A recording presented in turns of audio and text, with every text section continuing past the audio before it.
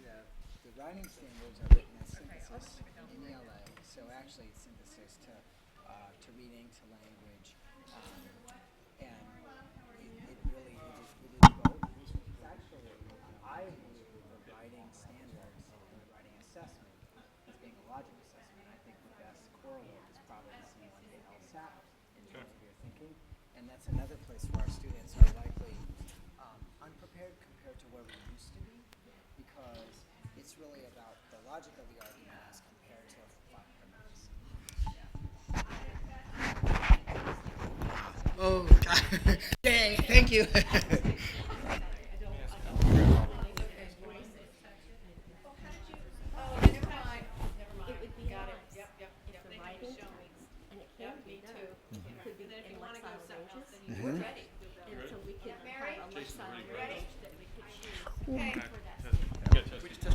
Oh, yes, sir. Is it okay? I will. Got it. Okay.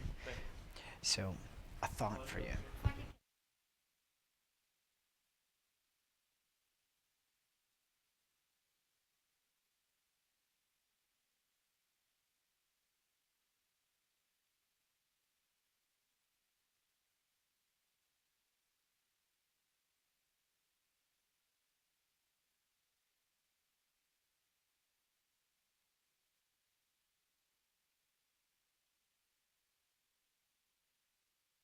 Here we go. Lights are on. Good afternoon. This is the School Board of Lee County Board Workshop, February 17. It's 2 p.m. I want to welcome Kevin Baird. I'm going to, for those of you who in the audience who may not be familiar with him, I'm going to read just a little bit. Kevin Baird is a noted leader in college and career readiness, content strategies, and standards. He leads connected literacy and algebra readiness projects across the globe. He is the creator of the Constancy and Consistency Framework, drawing on his experience with the National Science Foundation and his work with the Council of Chief State School Officers. His primary mission is connecting classrooms with pragmatic, practical approaches which accelerate student learning. He holds an MBA in global management, bachelor's degrees in sociology and anthropology, is a member of the Secretary Circle of Phi Beta Kappa, is a Beinecke National Scholar and a Wingspread Scholar, and supports global education efforts through EdLead, the Baird Fund for Education. And I will say that I saw Mr. Baird present at FSBA a year ago and was so excited by the presentation he gave to the general membership and a workshop that I attended that I was very eager to get him here to talk to our district. And I learned a lot about Lexiles. And so when you hear me ask questions about Lexiles, I learned it from this man. So welcome, Mr. Baird. Thank you for being here. Thank you very much. May I add one thing before he yes. starts? Two things, actually. It took us over a year to get Mr. Baird here, which is why we heard him over a year ago at FSBA, and now he's finally here. Second thing, Kevin spent this morning with our principals, assistant principals for curriculum and guidance counselors, and the feedback I've gotten since, that was for 3 hours this morning, and the feedback that I've gotten is that it was most worth their while, and they have some information to take back, and now they're saying you've got to get him here in the summer for our teachers. Okay. Anyway, so very positive feedback this morning, so thank you for that. Thank you. So, today is about you. And I want to make sure that I honor your protocols and what you feel comfortable with. I can give you a sense of what I'd like to do, and you can tell me if that works for you. We have, if you will, a lot of noise. And what I'd like to do is to kind of stick to just the facts, ma'am, if you will, the things that are in the Florida standards, and to kind of parse out some of the things that aren't or become confused. I want to make sure that we have some opportunity, if not for discussion, but hopefully for discussion, to really think about how that impacts our work as board members and leaders, if that's okay. So there's kind of education, but it's 3 hours. If I were just talking at you after 3 hours, you know, you would be very bored, I think. So that's me. And one of the ways that I try to stay connected is through Twitter. I actually curate, you may know that we spend many, many millions of dollars on educational research every year. And most of our teachers and our board members, they never know about it. And so we try to curate that research and other information. So if you want to stay connected. I represent and am informed by people much smarter than me. So I want to give them their due. Anything that I say that you disagree with is my fault. Anything that I say that's really smart, it's because of them. Karen Hess is a foremost expert in cognitive demand. She and Norm Webb, if you know that name, Dr. Webb from the University of Wisconsin, was one of the key consultants in Florida working on the next generation Sunshine State standards. So when we talk about cognitive complexity or getting kids to think, not just to regurgitate, she's one of the key critical folks. One of the things that's important to us, you likely know that in Florida, we have contracted with AIR to build our test. AIR is building the SBAC test, or Smarter Balance test. And Dr. Hess was one of two architects of the cognitive structures there. And that helps us understand some of the things that will be on the AIR test. Mike Camille, Dr. Camille, his resume reads like a book, but essentially, he was on the National Reading Panel. He's just off of the Structure Committee for the NAEP and the PISA. He's a contributing author to the Common Core Standards, so his work lives on in the Florida standards. And he's an architect of things like, for instance, one of the architects of Achieve 3000 and other widely used interventions. And I'm going to call on some of his work today as we think about how and why we actually do these things. All right? Malbert Smith. So Lexals. Dr. Smith is a co-creator of the Lexal framework, CEO of Metametrics, and he sits on my faculty. If you think about how we measure what we do, one of the ways that we measure it is we figure out if kids can read and if they can do math. And at the end of the day, that's our core indicator. Doug Fisher. I don't know if you've heard of Doug Fisher. Okay, so I know you mentioned Dr. Shanahan. Doug is an expert in close reading and processes by which we help students come to understand really hard text. And then lastly, Doug Loughborough. Doug grew up homeless. He then went to Harvard, and he is a co-founder of one of the largest nonprofits in California helping kids who are distressed. So at any rate, I owe a lot of my understanding to them. If I said something that was bright, it was their fault. I want to talk about college and career readiness. I want to start by thinking about why any of this matters, and then some of the things that, especially as board members, we need to know, and some things that I'm going to suggest we might want to do. Probably the first big issue is to think about change. We're talking about generational change. If we think about how we sustain change, there's a lot of things that we wish we could do, right? I wish we could just write one check and in 1 year and everything would be fantastic.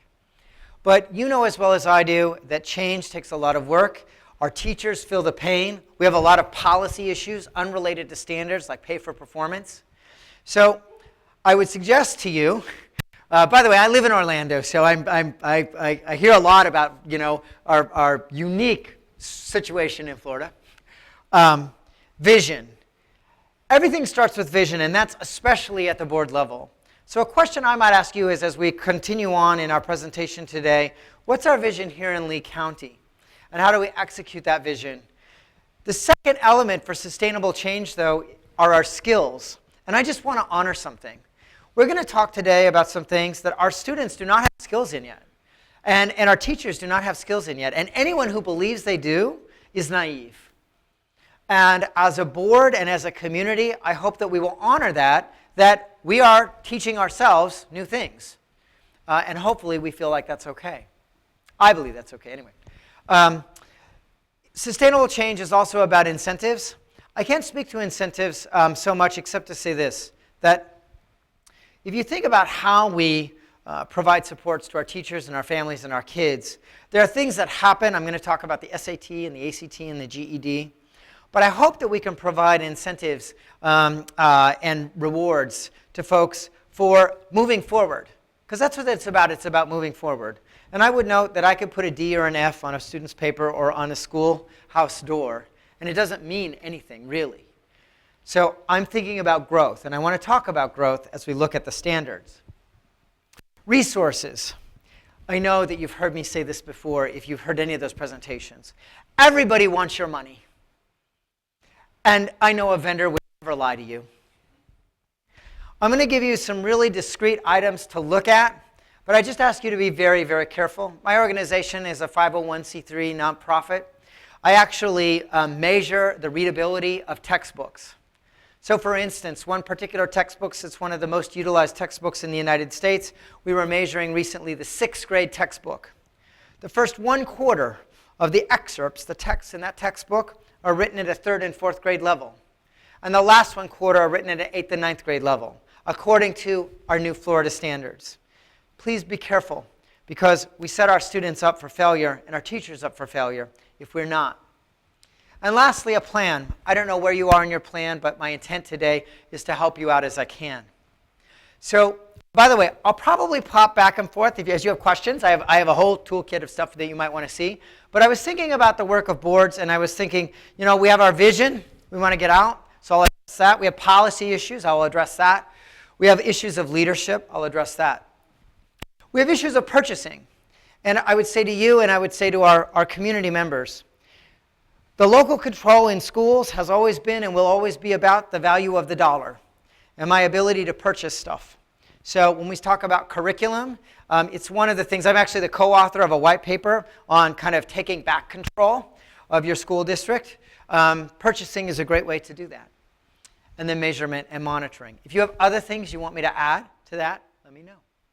So let's get into actually why you're here and what you asked me to do, which was to do a little bit of teaching, and let's talk about language. No, we won't do a spelling test, but we will do a little bit of a conversation on what this means. What is a standard? A standard is simply what we want kids to know and be able to do. That's all it is. It is a articulation, if you will, of a goal. This is, for instance, a standard in the 4th grade for reading literature. And it says in the 4th grade, we want our kids to be able to compare and contrast the point of view that an author might have. If you think about stories, how they're narrated, 1st person versus 3rd person, all right? So that's a very discrete skill, and that's an example of a standard. Well, how do we assess that then? If you think about our work, we see the standards, but we hear about a lot of other things. We hear about assessment, testing, data. Well, assessment is separate from the standards, and I would like to note that the people who are constructing the assessments did not write the standards. Okay? So, danger Will Robinson, right? We should all be very concerned about the alignment to standards and to assessment. So, here's one little factoid. Our standards require and state a specific level of task complexity. Depth of knowledge 1, 2, or 3. However, analysis of some of the field-tested assessments would show that the assessments are more complex than the standards. And if you follow, for instance, the work of Grant Wiggins, who has taken this on, I would suggest to you, particularly here in our state of Florida, because, as you know, we are buying items. I'm really excited to see the items about the Big West and the Mormon Trail, because we're buying them from Utah, right? Our assessment and our standards should not be confused. And as we look at our students' results, we should ask ourselves very carefully, is it an issue of what we want our kids to know or how our kids were tested? Nevertheless, an assessment. And I apologize for all of you out there. It would be like 50 slides if I showed you all of the text.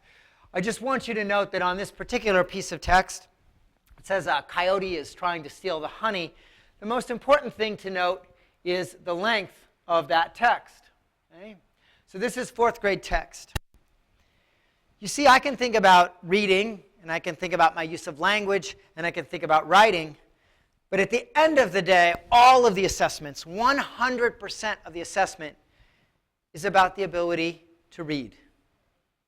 And if you cannot read, and you cannot read at the new levels, you are toast.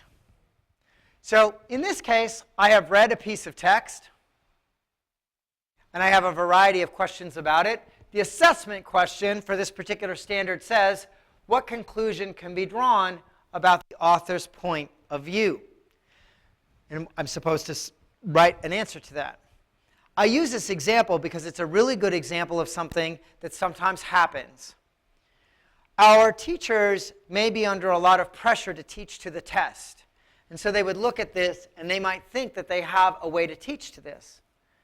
But you see, I could look at this assessment item and I could say what conclusion could be drawn about the author's point of view, talking about Coyote and the honey, right? Well, maybe I think that the author is an environmentalist. Maybe I think that the author wants to protect the coyote, whatever it may be. But look at the exemplar answer. The author has written this passage in third-person point of view. The exemplar answer is very explicit to the standards. Now you notice my question didn't say tell me about third person or tell me about first person, right? It said tell me about point of view. But the standard said, well, I should be able to do first person and third person. And the assessment assumes that. So one of the things I want you to understand is that in the before times, on our prior assessments, the assessments themselves might have been a little bit more hand-holding, a little bit more explicit. Today, the assessments assume that the student would understand the nature of the vocabulary of the standard, like, for instance, the word inference or the word point of view. This is problematic, by the way. It's problematic in the stuff you buy. Okay? It's also problematic when we think about how we train our teachers. We have to be very explicit because the standards have a specific meaning, and they are assessed to that very explicit meaning. And then we have curriculum. So there's a lot of conversation, as you know, about the standards are about a curriculum. Well, actually, the standards say what the kids are supposed to be able to think and do, and you have people trying to sell you curriculum. And most of that curriculum is, in my view, crud. I have another word that I use at home, but we'll use crud today. But the curriculum is the stuff we use to teach it. So a question. If I'm preparing kids for the real world, can I prepare kids for the real world inside of a basal? Can I prepare kids for the real world inside of a textbook that has very little to do with the real world? I'll let you answer that, but I would note that the curriculum is a huge thing that you control. You choose what you buy. And I would suggest to you I do a lot of work with boards and districts, helping them to vet what to buy and not to buy. And, oh, yes, please. Okay, so my mind is thinking. Yep. So I remember at one time, I've taught 31 years here, so I remember at one time teachers had, Wright Group created them, the Sunshine books that were leveled, Yeah. fiction, nonfiction, the Rigby books. Teachers had access to use different pieces like that, Yeah. and were able to use money to buy some different pieces so that they could meet the student needs. I still had a basal, Sure. but could still go outside of that. So as you're talking, I'm hearing there needs to be more work with real books and real pieces. Okay. And to your point, multiple books and multiple pieces, which when I show you some of both of the assessment items and what's required, for instance, in writing, in the real world, I would never read one thing and write about it. That would be very strange, wouldn't it? For instance, if you think about in the real world, actually, I might see something on TV. I might hear something on NPR. Maybe I'm thinking about like an op-ed. Maybe I'm going to write a letter to the editor. I saw something in the newspaper, and I heard something from my neighbor. So I'm going to write about that. And when we think about college writing or career writing, think about your own work in policy. Think about a kid that goes out and is going to get a marketing job. They have to synthesize all those things. But one of the things that happened is that states, they got money, and they said, okay, we're going to adopt a book. And it was just one book, and it was curated. So the more that you can imagine that there are multiple sources, the better. But I would also say that today, with, if you know OER, Open Educational Resources, as well as the standards and the assessments, really have a preponderance to things like the Constitution and the Declaration of Independence and the great speeches of the time, the vast majority of the assessment items come from social studies and science. So if I think about what I want to read, I especially want to read things that are from social studies and science. Now, not always, okay, but I especially want to read those things. And by the way, I don't want anyone to misconstrue my comments to say I should get a new science textbook. According to the National Science Foundation, we learn between 4 and 6 million new things per year about our world. So your textbooks that are 3 years old are somewhere between 12 and 18 million facts behind. So again, did that answer your question? Please interrupt as we go.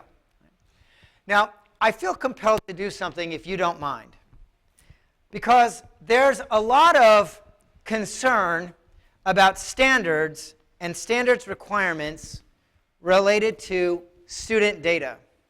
So I want to say something to you, but I want to make sure that you believe me. I brought up the actual Florida standards. And all I'm going to do is I'm just going to do edit, find.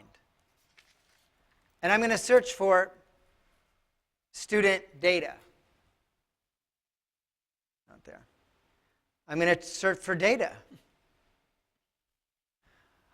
Here I'm quoting or paraphrasing the data or conclusions that other people use. Okay. Same thing, okay. Quoting or paraphrasing data. Quoting or paraphrasing data. So I'm using data. You see, here I'm developing claims and counterclaims, and I'm supplying data for my argument. My point is this, that there's a lot of concern that the standards require that we collect data on kids. And the standards do not say anything about data. As a matter of fact, it is the anathema. It would be very strange for a set of content to say, we want our kids to know and be able to do something, and then to control or to search for data. So I want to address that in a minute about how we could become confused, but I just want to be clear, because I know that there's a lot of confusion around that.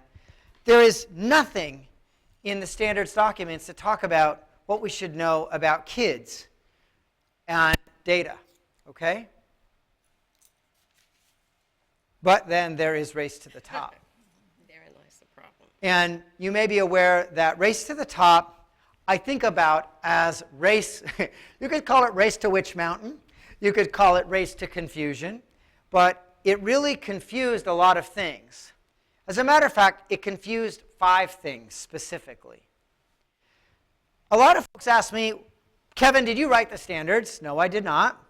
Mike Camille on my faculty is a contributor to the English Language Arts Standards, and Malbert Smith, who's the creator of Lexiles, was a consultant thinking about text complexity. All right? The standards were written by educators that were convened essentially by governors. And you probably know the majority of the governors at the time were Republican. And then you had the CCSSO, or the chiefs, and the majority of them were Democrats. The actual standards document are one of the few times you actually had kind of both sides get together. But then you had Race to the Top, which, as we know, was a Democratic initiative out of DC. And here are the things that are in it. And I want you to understand, because they're different. So Race to the Top said that we'll give you some money if you design and implement rigorous standards at the state. I would note that the state of Texas, where I do a lot of work, does not have Common Core standards, and their standards are very different from the Florida standards, but nevertheless, they got their NCLB waiver. They have college and career readiness standards. And it said you have to have high-quality assessment. What does that mean? Essentially, a high-quality assessment means that the assessment assesses relative to the NAEP. Do you guys know what the NAEP is? Okay, so just for our audience, obviously, NAEP, the National Assessment of Educational Progress, is the way we have been measuring our progress overall for many, many years, back to the early 20th century. And what happened is the NAEP said that our kids were really down here. And then you had some state assessments, kind of like Mississippi, right? And Mississippi's assessment said, well, our kids are really up here. And it's like, well, there's a problem there. By the way, in the state of Florida, our assessment has been one of the better ones. And as we were talking earlier, if you look at what was happening in our assessment, before our new standards, our scores were going down. Like, for instance, our writing scores went down because the assessment got a lot harder. And that had to do with the real world. At any rate, so then we have attracting and keeping great teachers. So there are a variety of different requirements in Race to the Top, nothing to do with standards, that have to do with teachers and teacher evaluation, et cetera. Supporting data systems. This is where the data became confused. Very, very separate issue. Then you have using innovation and effective approaches to turn around struggling schools. That's school reform, and actually demonstrating and sustaining it. So I just want to note that in the standards were separate, but they became confused in this particular issue. All right? Our Florida standards today are very similar to what was originally written in English language arts and math, with a few tweaks, which I will point out. So I want you to consider your vision. Our vision, we know, today we're talking about standards, and I hope we keep that separate in our conversation about our expectations of our kids as compared to how we're assessing them, and certainly the kind of data we're collecting, because those are all very separate decision points. And I also hope that we can keep separate the standards as compared to the stuff we buy, which hopefully is aligned, the tests we take, and the data we collect. What is it all about? Why in the world will we ever consider this change? I'd like to give you a sense of what is at the heart of the change in the new Florida standards. And it's all about the real world. I will let this slide speak for itself. This is from the United States Department of Defense. 75% of America's high school graduates cannot serve in the U.S. military because they cannot pass the test. And I will tell you, this hit home for me about 3 months ago. I have a senior. The senior, he wants to go into the Navy. He took the trial ASVAB, that's the Armed Services Vocational Aptitude Battery Test, and he did not pass the math. Even though he's actually in AP Algebra, he did not pass the math. He missed by 2 points. Margaret Spellings, when she was the Secretary of Education, gave an enormously wonderful speech about why we should fund education like the Pentagon. This is one of the huge drivers for increasing rigor. But then there are other changes. There are other changes like changes in technology. Like, we don't have to have a textbook anymore because I have the entire accumulated knowledge of the human race right here. I can find it all, right? And my son believes he should be able to find it at 1 a.m. in his bedroom, which is not allowed. You may have heard about, and actually this is very relevant now because the FAA just came out with some regulations for drones. Amazon is going to deliver to you, they're going to deliver your package to you before you buy it. Mm-hmm. And this is actually about these huge databases. Today, the ability to do math, the ability to apply math skills to enormous data sets is absolutely critical to almost any kind of job that's quantitative. Marketing, engineering, anything. So I could talk about college and career readiness, but really it's about life readiness. I have 3 kids. I want them to get a job. I'm sure you do too. So I want to start us off with understanding one really critical standard in the Florida standards. It's Standard 10. And Standard 10 speaks to the following slides. You guys know Lexile, right? So Lexiles are a measure of how well a student can read and a measure of the complexity of the text. And if I talk to you about college and career readiness, you might think lawyer, doctor, etc. I want to talk about the farmer. So the farmer, they have to read the loan documents down at the bank. They have to be a botanist, a biologist, sometimes a weather person. They got to drive the new John Deere tractor, right? New John Deere tractor is like a computer. It has probes in it, tells you how much moisture you need, all of these things. 1510 Lexile. 1510 Lexile is the average Lexile for this job code, according to the Bureau of Labor Statistics. It takes more to be a farmer or to operate in ag and natural sciences than it does in transportation. It takes more to drive the John Deere tractor than to drive the 777 that brought me here. See, the pilot only has to do one thing. Now, it's an important thing, and I want pilots to be well paid and highly trained because I'm often on a plane. But it's still just one thing, right? but they have to read it at 1370. Now, you might be surprised to know that those two job areas have to read at a higher level, a more complex level, than a doctor. A doctor has to know one system, okay? Yes, it's a complex system, human system. Anybody have a guess the most complex job, most complex reading in medical field? Neurology. Hospital? It's a nurse. Pharmacy, the nurse has to know all of the pharmaceuticals, right? The nurse has to know all of the interactions. They have to know the diagnosis. My joke is they also have to read the doctor's handwriting. Inside of health services as well, one of the most complex jobs is veterinarian, because veterinarians have to know large animals, they have to know small animals, they have to know animals with multiple stomachs, all of these kinds of things.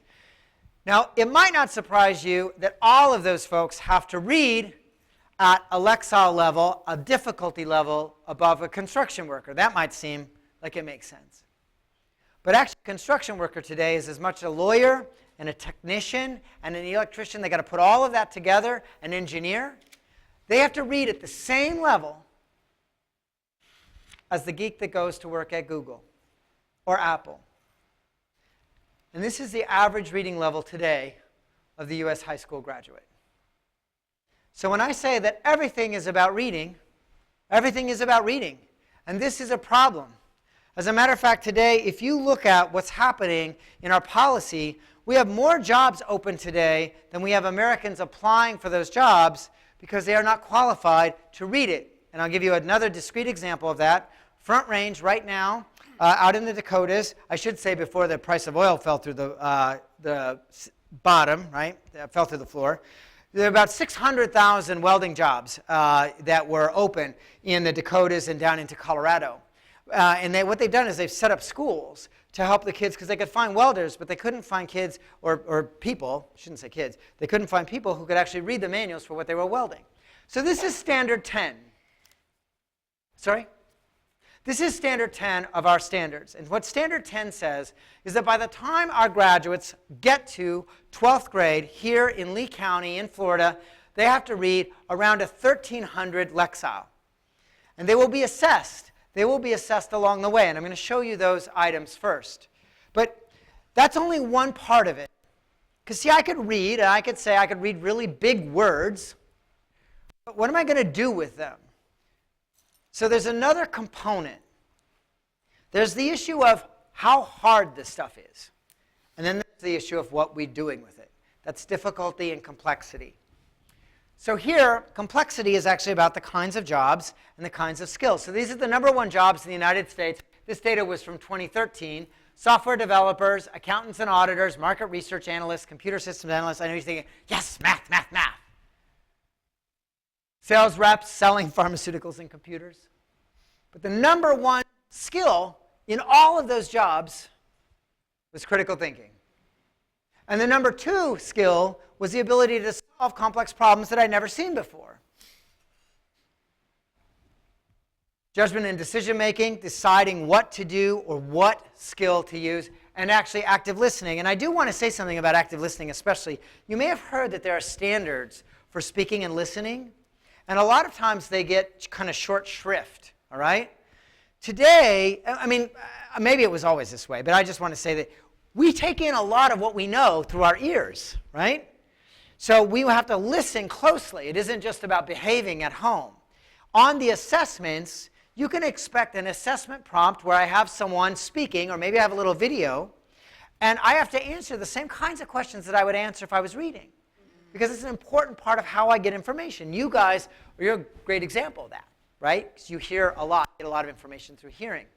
By the way, mathematics ends up with #6 on the skill list. So what does that look like? In the standards, I already said we have lexiles. The second piece that talks about the complexity is called depth of knowledge. I'm going to show you that in the standards, but first I want to show you it in the assessments. I want to speak about assessment for a minute. I don't believe in teaching to a test. As a matter of fact, you know, you can ask the principals today. I said it's like my kids when they went through puberty. You know, someone sucks their brain out. They become different people. So during the assessment time, I think our teachers can just get way off track trying to find the one right answer for the test. But actually, on our new standards and our new assessments, there's no one right answer. It's about logic and thinking. And I like to show the assessment items because I think it gives us a real sense of what is expected of our kids. So here is the before times. This is an authentic assessment item selected from the FCAT. On Monday, Lisa's fishbowl contained 1 gallon of water, and on Friday, the fishbowl contained 0.75 gallons of water. By what percentage did the amount of water in Lisa's fishbowl decrease? Well, heck, I just put more water in the fishbowl. Who really cares, right? This is the new assessment question. And this represents both the issue of difficulty and complexity. So I have a square metal sheet. Now that's real world. Okay? It's going to be made into an open-topped water tank. That happens in our state every day in manufacturing. And what I'm going to do is I'm going to cut out the 4 corners. I'm going to fold up the sides, and I'm going to weld them shut. Well, here's your question. The question is, how will the final volume of that tank, how will it depend on the size of those squares? So I give you a few hints. I said, well, sketch a graph.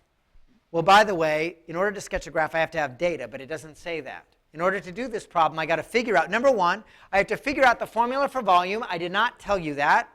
Pause there. Danger, danger, danger. Our students have been expected for a long time to know things like the volume, the equation for volume, the equation for perimeter, the equation for area, those things. They've been expected to know it, but they've been given it on the assessment. No longer. So now they're expected to know it and be able to use it independently. And that makes it harder, right? So I'm going to have to actually use it. I'm going to have to put in some data, modeling it out, sketch a graph, and then explain the graph in words. And by the way, I'll give you the answer here. The graph's going to be a bell curve. The last question says, how large should the 4 corners be if you want to make that volume as large as possible? That question, by the way, is a question that you might expect a first-year student after high school who goes into manufacturing to have to puzzle out. But that's application. So this is both difficulty, I just have to know volume, and complexity. I have to know it, and to use a little bit of verbiage, I have to know it to DOK3. But in case that wigged us out, let's go easy. This is a 2nd grade math problem. I have lots of math problems, by the way, because I know there's a lot of concern about mathematics. So here's a 2nd grade math problem. The ball and the bat together cost $1.10. The bat costs $1 more than the ball. What's the cost of the ball? So I'm just going to let everyone just puzzle over that for a second.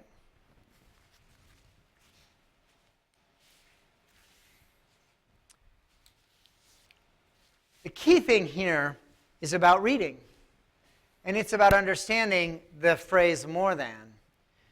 Most adults, by the way, this problem is actually harder for adults than it is for kids.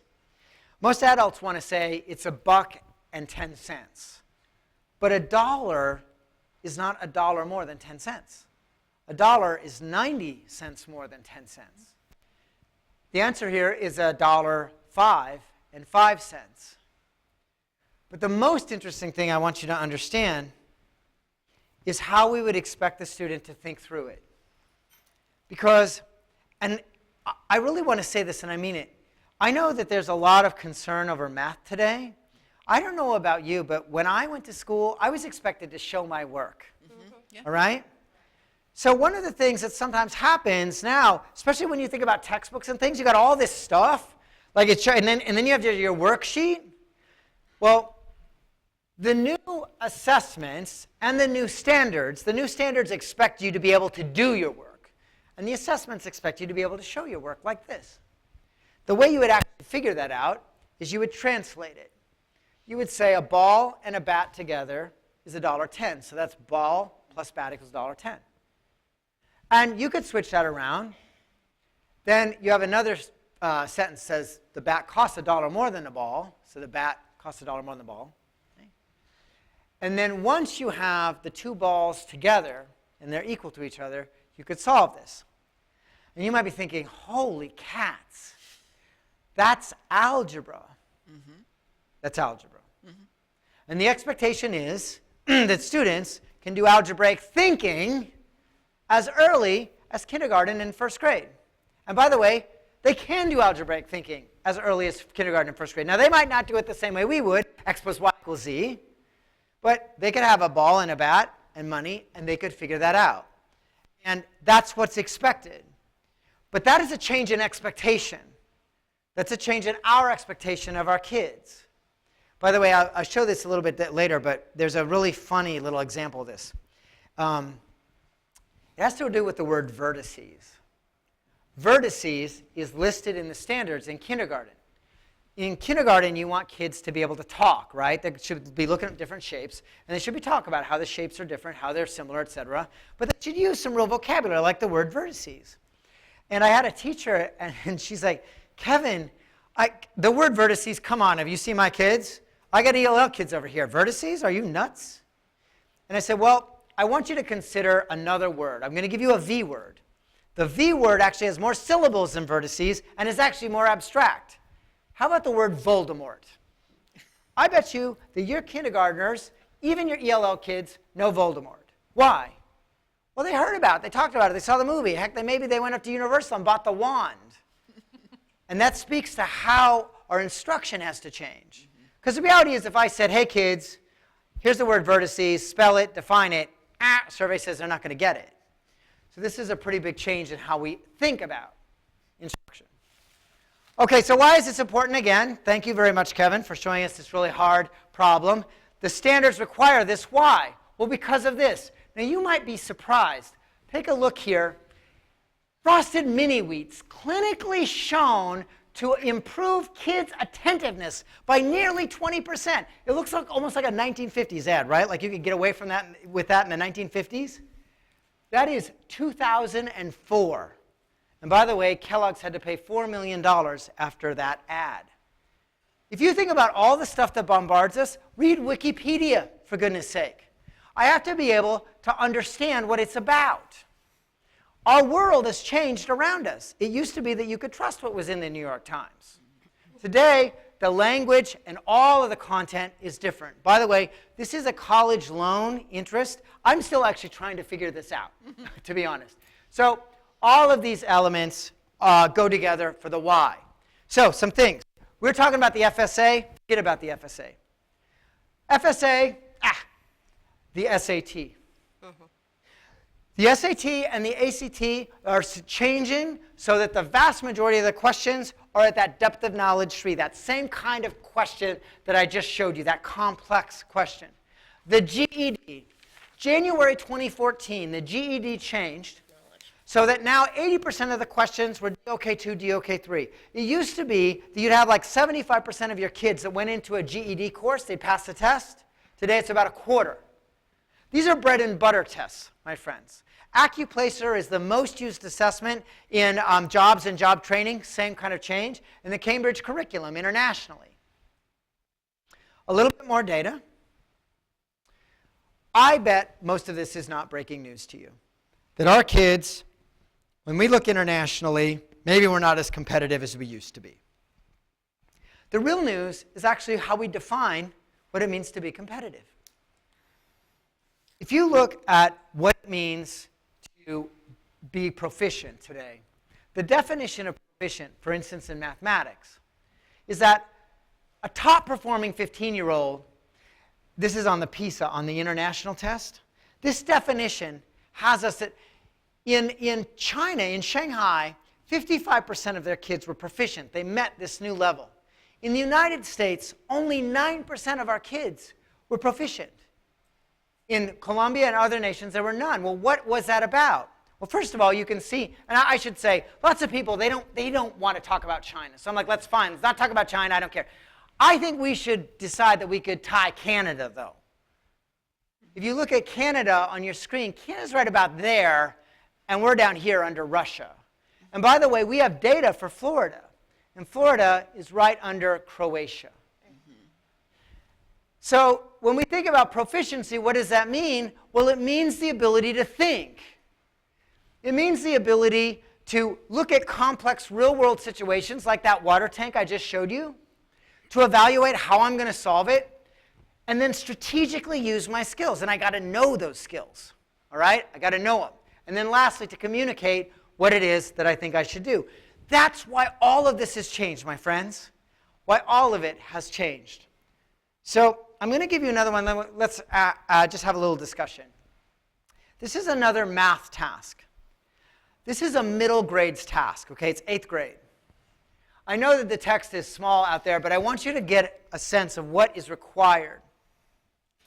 It says that Kevin and Shayna Johnson's mom was surprised because she had high heating bills. And so she decided to have some work done. She hired a contractor. He charged her $600 to install new insulation and seal some of her windows. Okay? Now, you could tell it's real world, right? Because he says that he thinks it's going to save her at least, right, 10%. I would note that the word "at least" has a very specific mathematical meaning. It's an estimate. So she thought that since she spent $1,500, she would save at least $150. But when she got her bill, in 2008, in January, her bill was $235. And in January 2007, her bill was $240. She only saved $5. Was she ripped off? Did she get a good deal or not? How would you know? These are real-life questions that all of us have to answer. Are you ripped off in the school district when you make X investment or Y investment? Should I have new tires put on my 20-year-old car? In order to do this question, I have to read another kind of information, a utility bill. It's true, the vast majority of our 8th graders have never seen a utility bill, have they? They're expected to be able to look at something they've never seen and figure it out. And here, it has the concept of a heating degree day. It says that I had 1,108. Well, I don't know about you, but until I saw this assessment question, I'm like, what is a heating degree day? So I got to read about it now. Now I'm going to read from Wikipedia. And by the way, you'll notice how this text is really nice, like Houghton Mifflin edited. And then here, the text is real. This is all real-world stuff. Because my question is going to be, compare those gas bills. And tell me, how much do you think she saved due to the insulation and sealing? And then lastly, tell me if you think it was cost-effective. And that's the change. The change in our standards is that our students have to be able to know it and do it and apply it in the real world. So much so, even in grade 7, like this, speed, I have a graph of speed. I have a chart of speed. The math here is not hard. But what I have to do is I have to look at 2 different representations of speed, and I have to decide which is going faster and which is going slower. It's about translation. It's about understanding real world. So, are there questions as we set this up to understand complexity? And then I'm going to show you the actual standards. Does it make sense what I'm getting at? And why? Some people, particularly people who want your money, could try to snow you. So I'm going to educate you right now in a way where you will not be able to be snowed. You already know enough. These are the standards. In mathematics, it's level 1, 2, and 3, cognitive demand. It's right there. For instance, in kindergarten, the single most difficult standard in kindergarten is what I was talking about. It's analyzing and comparing 2- and 3-dimensional shapes in different sizes and orientations using informal language to describe similarities, differences, parts, and other attributes. So here, that idea of complexity, it's right there. And it's there for the world to see. You can just keep going, level 3, level 3, level 3, and it tells you exactly what it looks like. It even tells you the task. But this is a huge change, my friends. It's a huge change in the application of the information. Because in the before times, I might be expected just to do that problem like the fishbowl, just a calculation. Okay? All right. I want us to consider increased challenge. This is just difficulty. This is Peter Pan. This is the original Peter Pan. Now I want to tell you how I happened to come to this text. On Saturday, I was in Barnes & Noble. This is true. I was in the checkout line, and they had first books for first libraries, and they had the original Peter Pan by J.M. Barrie. And I have a second grader who just loves to read. So I got it. I didn't look at it. I just got it. And then I went home, and I was going to read it to him. I'm going to, if you will allow me, I'm just going to read it a little bit out loud for our audience here as well. Mrs. Darling first heard of Peter when she was tidying up her children's minds. It is the nightly custom of every good mother after her children are asleep to rummage in their minds and put things straight for the next morning, repacking into their proper places the many articles that have wandered during the day. If you could keep awake, but of course you can't, you would see your own mother doing this, and if you would find it very interesting to watch her. It's like tidying up drawers. You would see her on her knees, I expect, lingering humorously over some of your contents, etc., etc.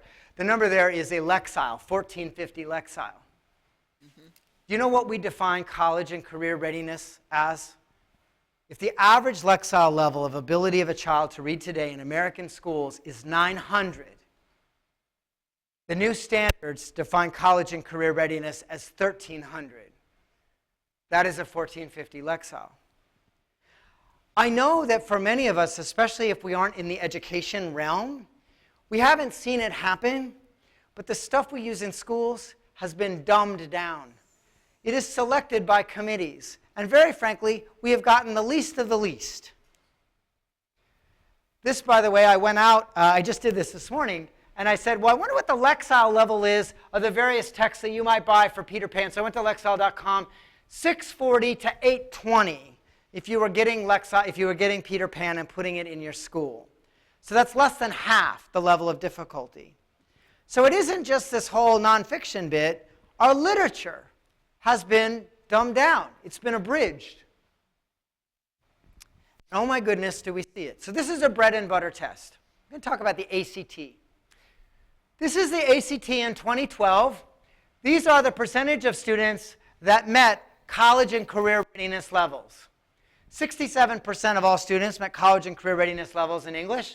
Just over half met those levels in reading. Just under half in math. 30% in science. All four subjects, 25%. Take a look at the change between 2012 and 2013. I'll do it again.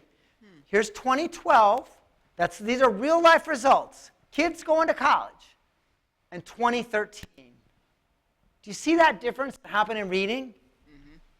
In 2012, 52% of the American kids that took the ACT reached college and career readiness in reading.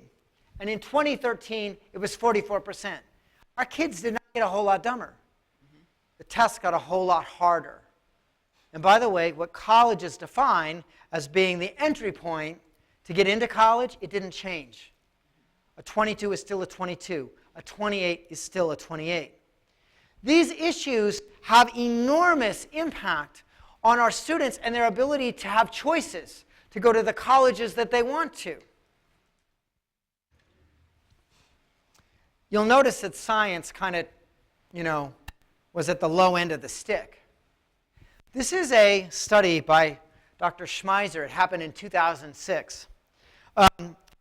One of the questions was, what leads a student in the 10th and 11th grade to be really, really good in science? And we thought, there's a lot of things. Maybe I have lab skills. Maybe I have the ability to do math, etc. We looked at math and science. The ability of a student to meet college and career readiness levels in science is Zippo. That is standard error, 1%. It's almost nothing if I am not prepared to read scientific text. When was the last time we taught kids how to read in scientific text? Now, our Florida standards now require this. They're called the literacy standards. And they require that our students learn to read and can read science and social studies text. By the way, board, if someone comes to you and says, we need more time to kind of do some cross-curriculum planning, and we need some more time in English language arts to figure out how we might integrate social studies and science, or in social studies and science, we need some more time to figure out how we teach reading, this is why. By the way, in mathematics, it's the same deal. But if you look at the impact, it's huge, absolutely huge. From 1% to 32% proficiency just by focusing on reading. And that's one of the reasons why in the assessments, the majority of assessment questions come from social studies and science, all right? Because it's to drive this outcome. But there's another issue, and I say this to all of our citizens here in Lee County. If you look at our kids that graduate, and we feel good about them, and we've done a dang good job, and they go to college, nearly 1/2 of them that go to community college have to take remedial reading. And actually, in this part of Florida, I would tell you it's actually a little bit more than that, to be honest. And nearly 1 of 5 that go to a 4-year university have to take remedial reading.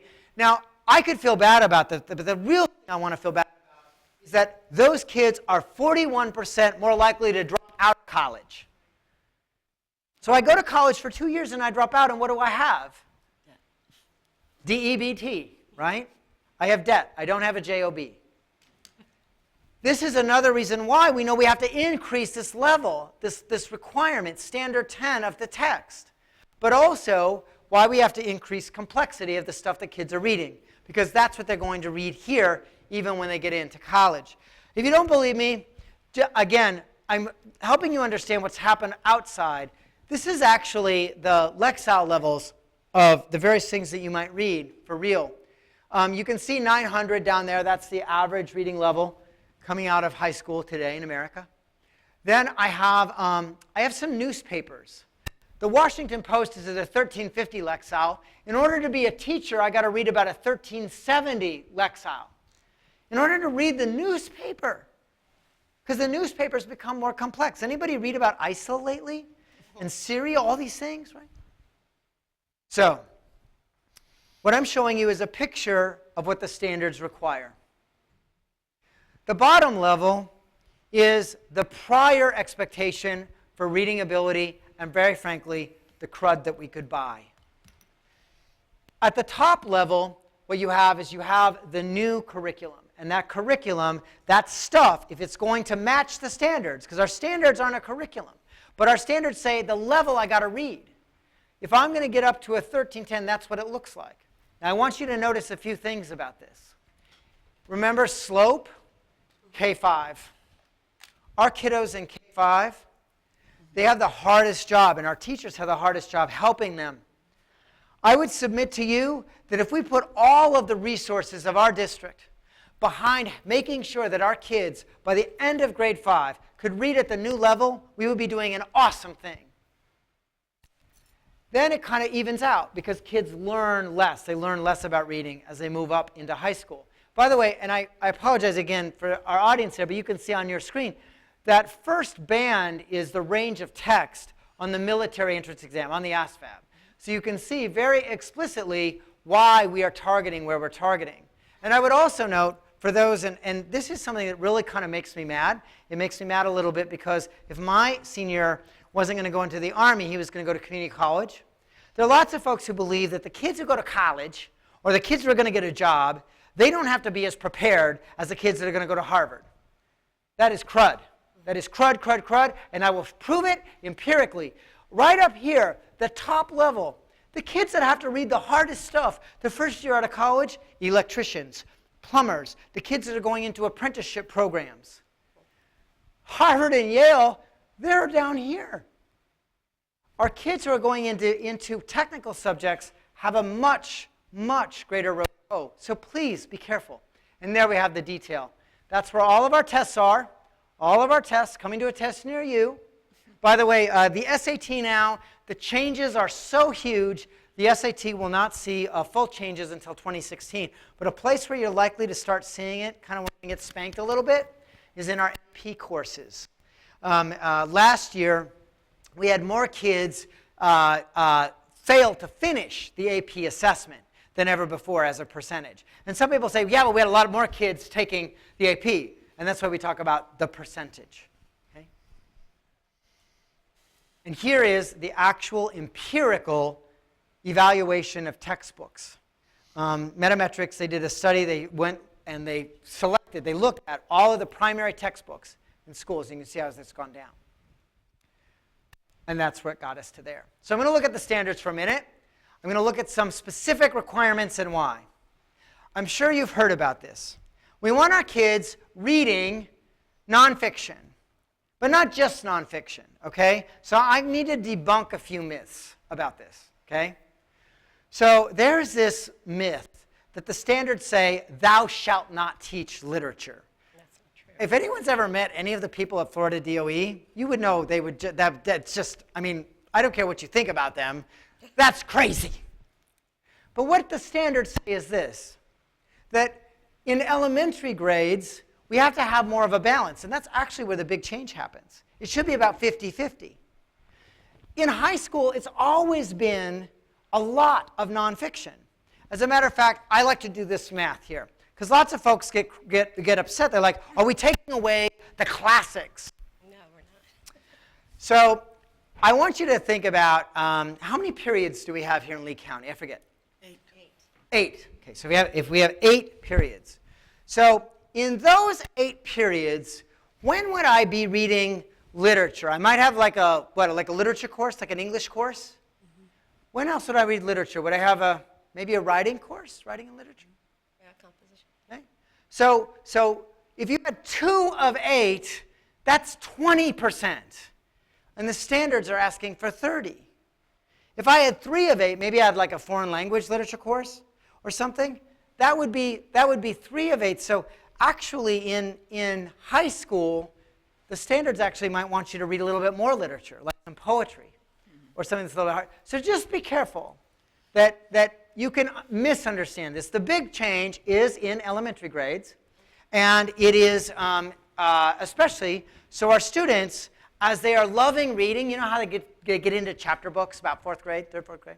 We want them to not just be in chapter books, but we want them to be thinking about how they relate to the real world. So I have a really easy one for you, just an example of this. Curious George, explorer or naughty monkey? I could have my students read Curious George, and then I could have them read about monkeys. Here's one I liked. I was doing this with my kids at home. Charlotte and her crazy web. Is she an author, a graffiti artist, or a blogger? Kids love this, and all it's doing is making that real-world connection. Because here's the thing. When our kids stop being excited to read, those kids do read things. They read the back of the Wheaties box. They read, Sports Illustrated, the swimsuit issue. They are reading things. And we want to engage them in things that are of interest to them. The reality is, especially for adolescents and adolescents who are behind, nonfiction and the real world is much more interesting to them than Romeo and Juliet. Thank you. Right. So this is the quantification, to use a big word. This is the measurement of this whole thing with difficulty. I've showed you in a lot of different ways, but I want you to understand the numbers. And I want you to understand what it means. In the 3rd grade, the new college and career readiness band, in order to be on that trajectory, says that by the end of 3rd grade, I should be reading up to somewhere between a 520 and an 820 Lexile. All right? Now, in the before times, that would have been 5th grade text. But that does not mean that all of a sudden I'm writing the great American novel in 5th grade text. As a matter of fact, if you go down to the next grade, you'll see I lose some because I have summer slide. But it means I'm stretching up. The idea of stretching up is like, and again, I know your district because I consult with Achieve 3000, and I have the honor of coming and do your literacy awards. So I know you have Achieve, and Achieve does that as a piece of content. They're always stretching the kids up. They're pushing them to read things that are just a little bit more difficult. And that's all this says. 5th grade, 1010 Lexile by the end of the year. That would have been 8th grade. And in the 9th grade, by the end of the 9th grade, I want my kids to have access to and be starting to work in college-level text. So they have all 4 years, or the 3 more years, to master that college-level text. This has huge, profound implications on everything you buy and on a significant resource, which is your library. I want to show you that slide, and then we're going to talk about math. So as I walk over here, are there questions about what I just showed? Does it make sense? And one thought that occurred to us when I was a secondary reading coach, one of our goals that we were starting, really working hard to do, is work with our content area teachers, because they spent so much of their time lecturing, the students never really interacted and read the text. And so part of the pieces that we had to work with and try to train our teachers is to make sure the kids were actively reading the text and knew how to go about it. Oh, I'm glad you said that. So, and again, you guys drive vision. You also drive policy. So there are two really naughty words, in my view, in the lexicon today. The first is scope and the second is sequence. Because scope and sequence actually fights against mastery. Because it makes you go fast, right? It's like, oh, I got to do all this stuff. Well, I got to do all this stuff, but if my kid didn't figure out how to read, I did all this stuff for nothing. And to your point, sometimes it is better to pause and let the kid go a little bit deeper to figure it out and then move forward. But our teachers today, and they would tell you, they feel like they're on this marathon, this rush, this sprint. And we need to be careful about that. I'll speak to that in math as well. In math, we have 1/3 fewer standards in order to hopefully provide time to deepen. But I'm going to show you a little bit of data that speaks to this issue on difficulty. This is data from Kentucky. So in Kentucky has more money than anybody. They were funded by Gates. They were funded by Pearson. They wanted to see how they could create this really significant change in Kentucky, and Kentucky's kids were kind of behind. So this is the outcome of 4 years of implementation of college and career readiness, and this is the last 2 years. If you look at the data on your screen, you will see that they did not move the needle in reading in elementary grades. Freak out. We teach kids to read in elementary. The problem was that they did not have access to stretch text. They didn't have harder text. They were doing the standards, right? But everybody forgot about standard 10 that says you have to have harder stuff. And so they're talking about theme, and they're talking about main idea and all this, and they're doing really great writing and projects. As a matter of fact, if you look at their writing scores went up nicely. But they weren't reading hard stuff. And so they didn't progress. Now, in middle school and high school, they progressed better because they were actually teaching reading there, okay? So I just want to note, next, I want to show you, this is an analysis of a real-life library. In this slide, I stole from another deck, so I apologize. I hadn't fixed my spelling error. So even I make spelling errors. I have an analysis of my kids. And the question was, in the library, is the library ready for college and career readiness? So we looked at, these are real kids, this is 5th grade. One of the good things is you can look at a library in 5th grade and it's kind of like the top echelon, so it gives you a pretty good indicator. So in the 5th grade, I have 90% of my kids that were low to very, very low. I actually had only 5% of my kids that were above. These are all Lexile measures. But then we look at the text. Look at where the concentration is of my literature. It's all low. I've got 70, 80, I got 95% of my literature in the low. How could I have my kids learn to read and learn to read hard stuff using literature? It wasn't there. And then in my nonfiction, I got 70% of it way above. So my kids that are coming into school, they can't read the nonfiction, it's way above them. So for what it's worth, you might know the people at Follett Library Services. They'll actually do it for free for you. They'll come in, you don't have to buy anything from them. They'll come in and do an evaluation of your library.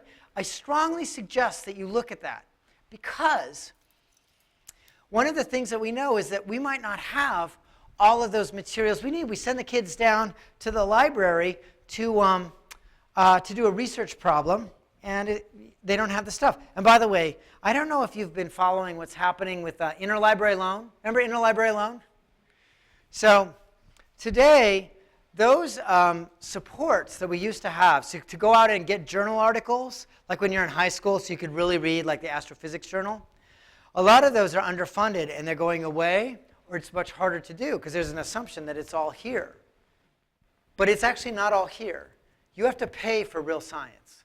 You want a real science article, you got to pay for it.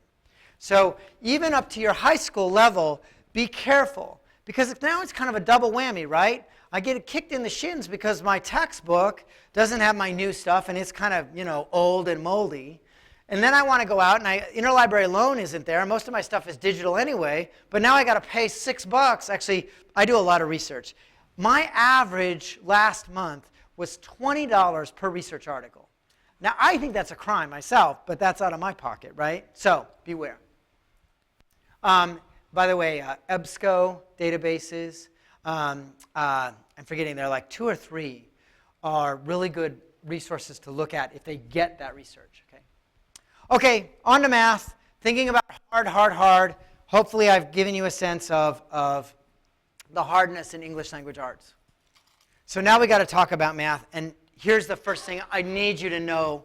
I need you to know it because I don't know how people came to misunderstand it. There's this myth that we're going to get rid of drill and kill in math. Well, yes, let's get rid of the kill. I agree with that. But I have to know my math facts.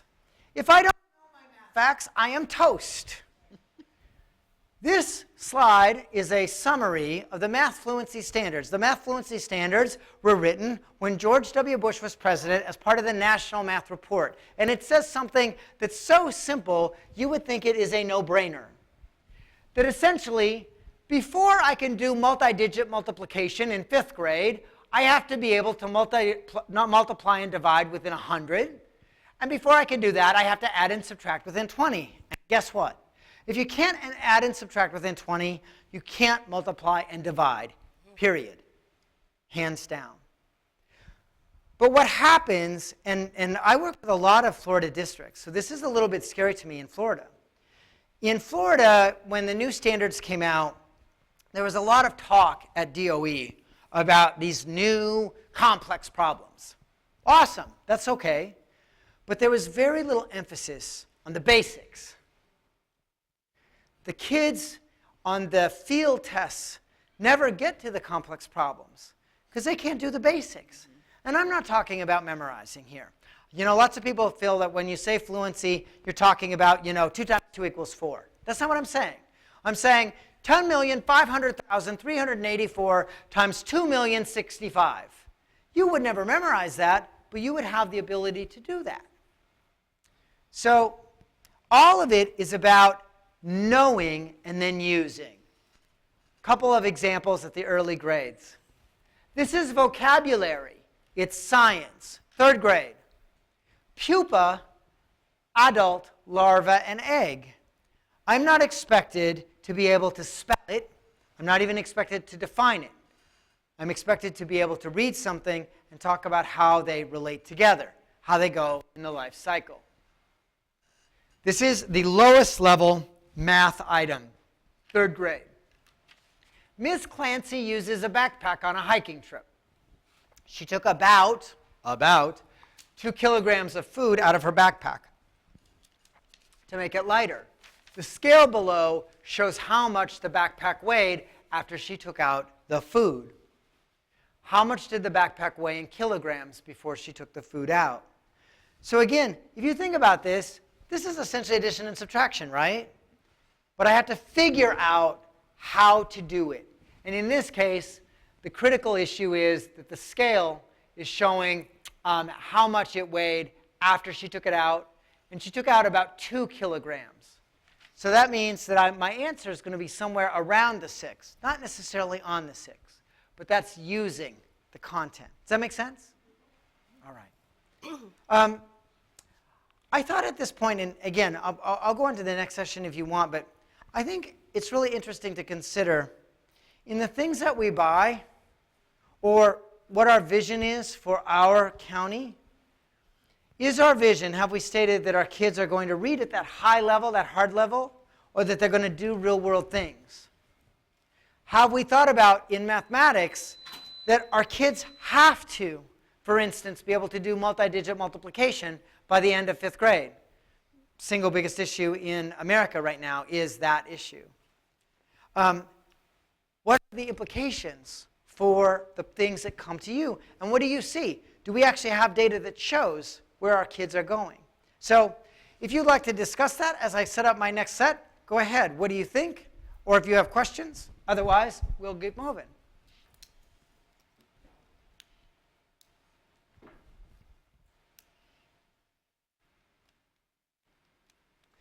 I wanted to show you the actual standards, if you don't mind, since we want to talk about the standards. I'm going to show you that issue of upper grade level, or Lexile. And I keep referencing standard 10. So we'll just go to 5th grade.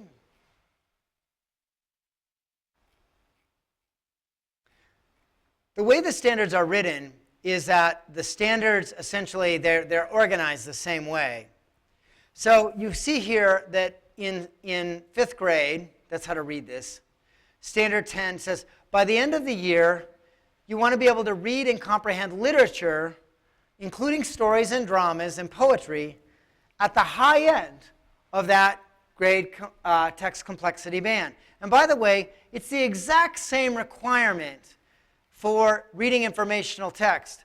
So don't let anyone don't be misled that you have a lower standard for literature.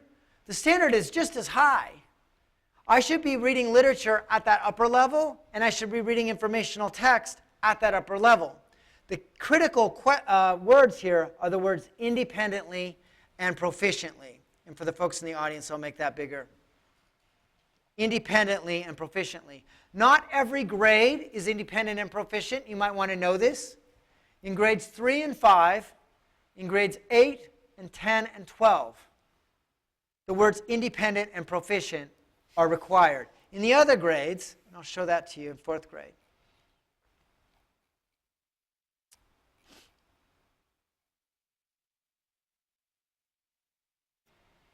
Sometimes I'm not sure how much you want me to abuse you with the actual standards language. So here we go.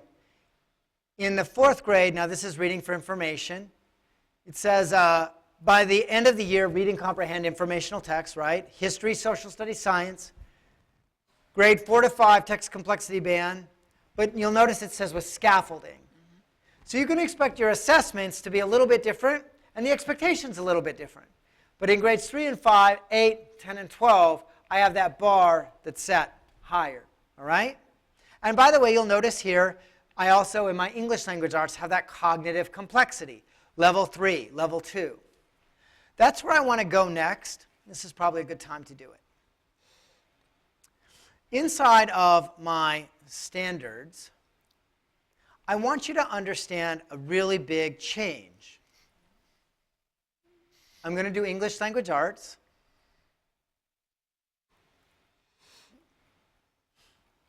And we're going to look at the difference between 5th grade and 6th grade. You might have heard about this. In 5th grade, I have a really big change in my standards, and it happens in the writing standards. It actually happens in writing standard number 1. In the 5th grade, writing standard number 1, which is the single most important writing standard.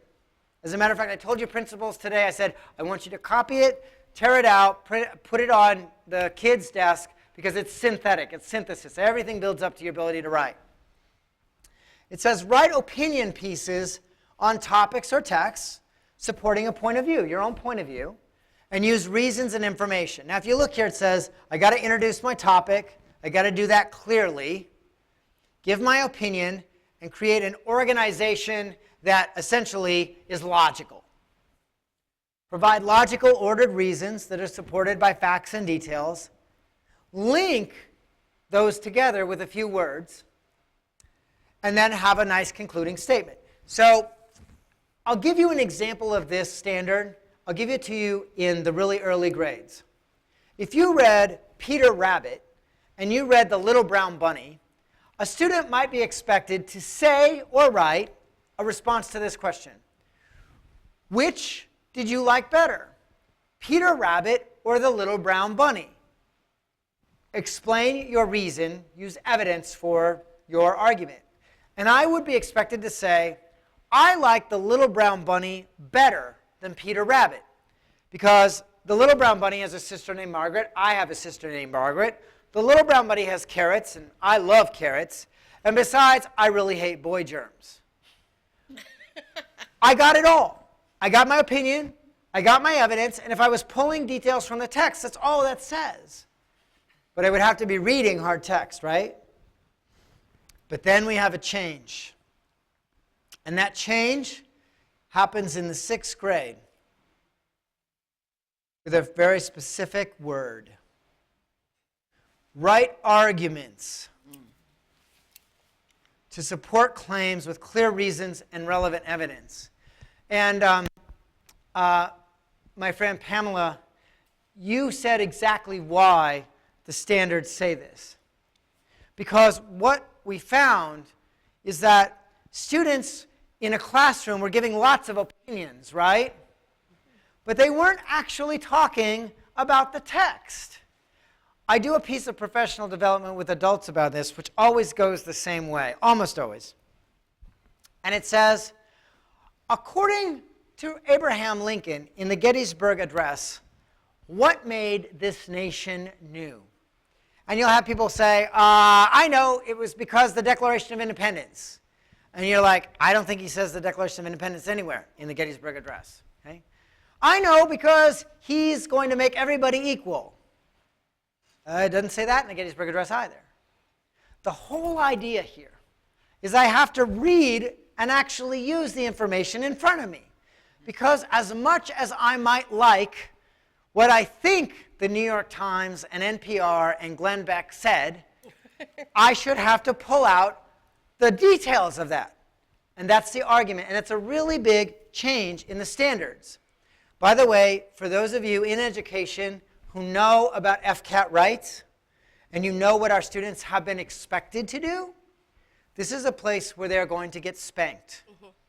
Because in the past, if you look at how they were graded, for instance, and actually it has been getting tougher, okay? The test has been going towards the new test. But essentially, I wanted to have a 5-paragraph essay. I wanted to make sure I had specific parts of the organization. I was looking at grammar. Grammar and structure, punctuation, they're 2 points out of 10. The majority of the assessment is about logic. Did you have good thoughts? And did you use good evidence? It's about thinking. So, I thought what I would do is I want to show you a couple things. I'd like to show you how all of these things come together in some assessment items. I'm going to show you the assessment items with a purpose that I want you to consider what our vision is in our district.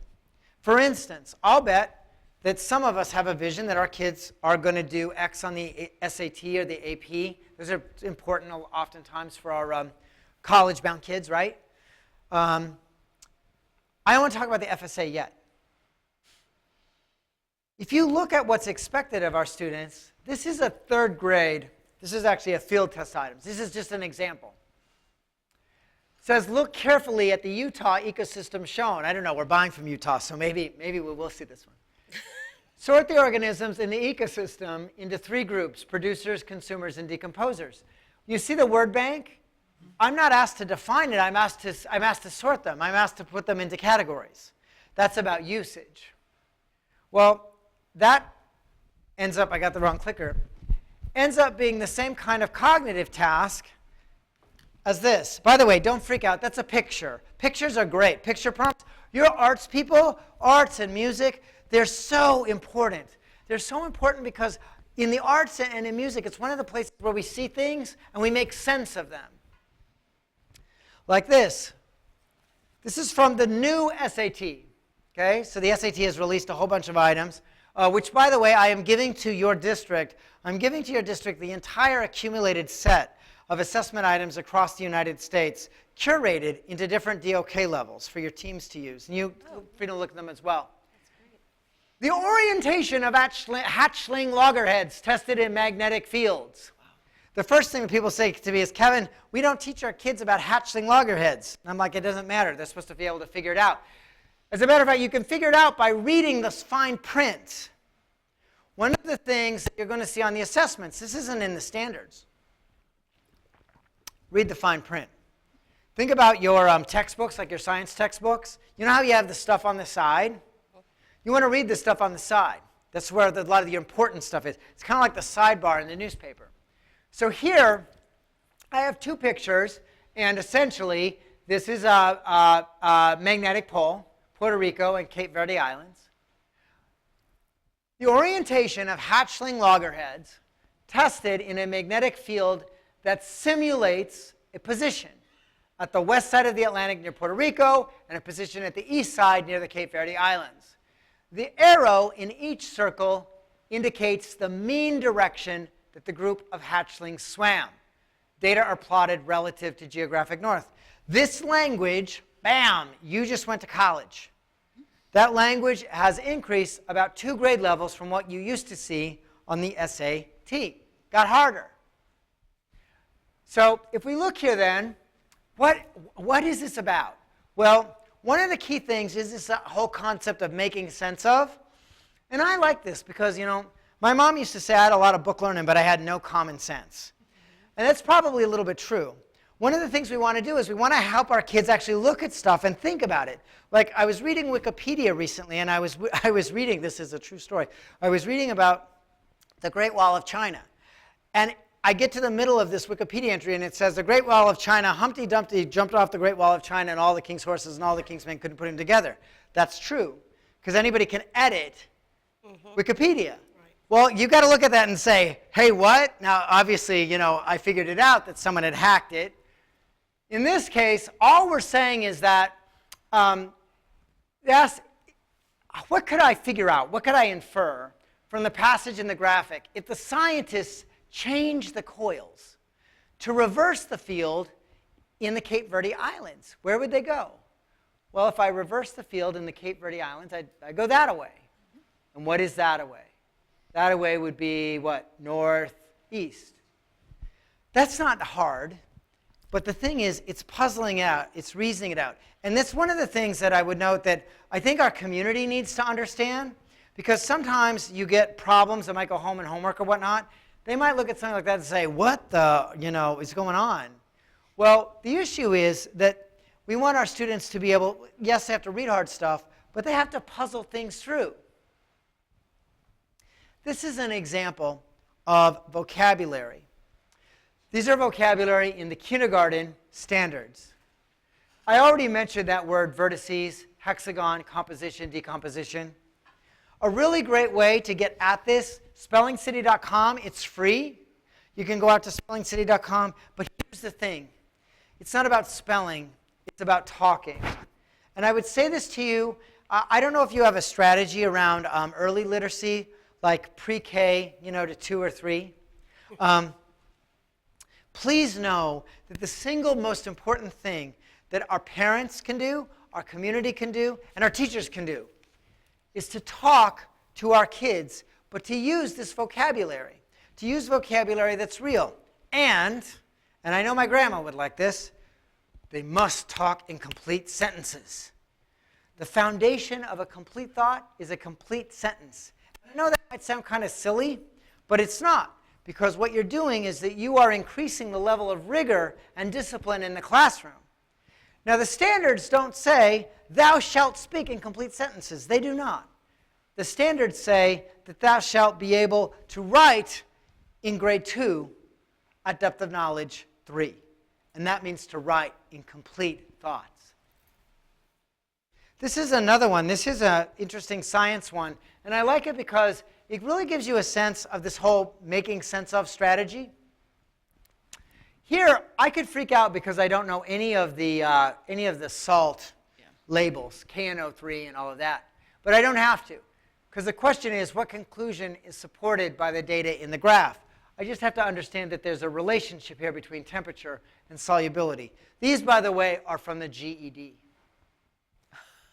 Another element, I would tell you that the following key thing, it is in the standards, it's in the specifications for the new assessment, and it is absolutely critical as a new piece of learning, because it's real world.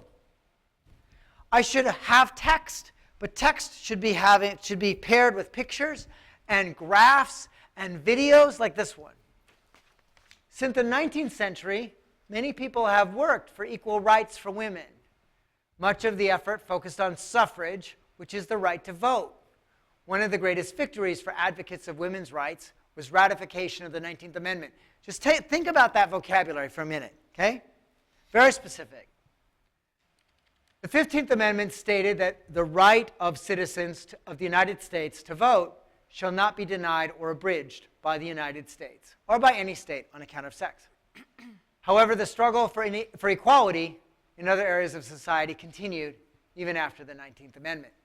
Now you see I have a graph, and the graph is about the number of women in the U.S. House. The question is, what do the passage and the graph indicate about the United States in the 20th and 21st centuries? And you have to be able to infer that some of the statements like social movements halted inequalities within society, whoa, that's a pretty broad statement. As compared to the statement, the changes in voting rights impacted representation in U.S. government. I could infer that. I speak directly to that. And by the way, on your new test, you're going to see multiple choice. Don't get freaked out about it. We're still going to see multiple choice. I'm going to show you some of how those questions look. But I always want to have multiple kinds of text. So this is from the FSA, coming to a Florida assessment near you. This is 5th grade. In 1871, an adventurer named Heinrich Schliemann. Stop there. Internationalization. One of the really big changes in the content, and this is an assessment thing. This is not a standards thing. The standards do not say thou shalt be able to read more international content. But the assessments, because they are drawing from more nonfiction, have a lot more international content, including names and places. So Heinrich Schliemann might get you a little bit confused. And there's a lot of this, by the way. So I just want you to think about your curriculum, the stuff you buy. It's going to talk about how he was an archaeologist, and he made a discovery. Take a look at the text, 5th grade. Okay? So that's 5th grade text. Next text. How a melted bar of chocolate changed our kitchen. So you're probably like, Kevin, archaeology and melted chocolate in the kitchen. That doesn't seem to go together. What this is about a melted chocolate led to a discovery. Okay? Second piece of text. Next piece of text. In praise of careful science. Now it says, don't be fooled. Accidents usually don't lead to great discoveries, but sometimes they do. Third piece of text. Then I have a series of quotations about error and discovery. What am I going to have to do? I'm going to have to write an essay. My essay is going to have to synthesize all 4 of those texts. Some of them are harder, some of them are easier. Kevin, what grade levels are we talking? 5th. So in this particular issue, I want you to consider that when you have really closely curated content, like in a textbook, you have stuff that really makes sense together, right? Well, that isn't necessarily the real world. If I'm thinking about discoveries, I have lots of different kinds of things that I might look at. But I also want you to know what you're asked to do. You're going to read the passages and plan your essay. The key critical thing, have a claim, have an idea, have a counterclaim. Use evidence from multiple sources. Avoid overly relying on one source. The issue here is having a really good, tight argument. And that's directly from the standard. The standard actually is written like a rubric. And I like to compare and contrast that to what one might have to read just a couple years later in your T-Mobile contract terms and conditions. How many of you have a teenager, middle schooler, that has a cell phone? That's why. So, is our vision that our students are going to be able to read across multiple things? Might not be curated, might be. Research simulation is the highest level of difficulty, all the way down to the earliest grades. The ability to make sense of different texts and then to respond to them in an essay. And if not in an essay in the very early grades, I would expect the student, obviously we're not testing kindergarten 1 and 2, but the ability of that student to talk about it, to say it. I'd like to show you a few more at that highest level. Is this okay? This productive? Mm-hmm. It's all.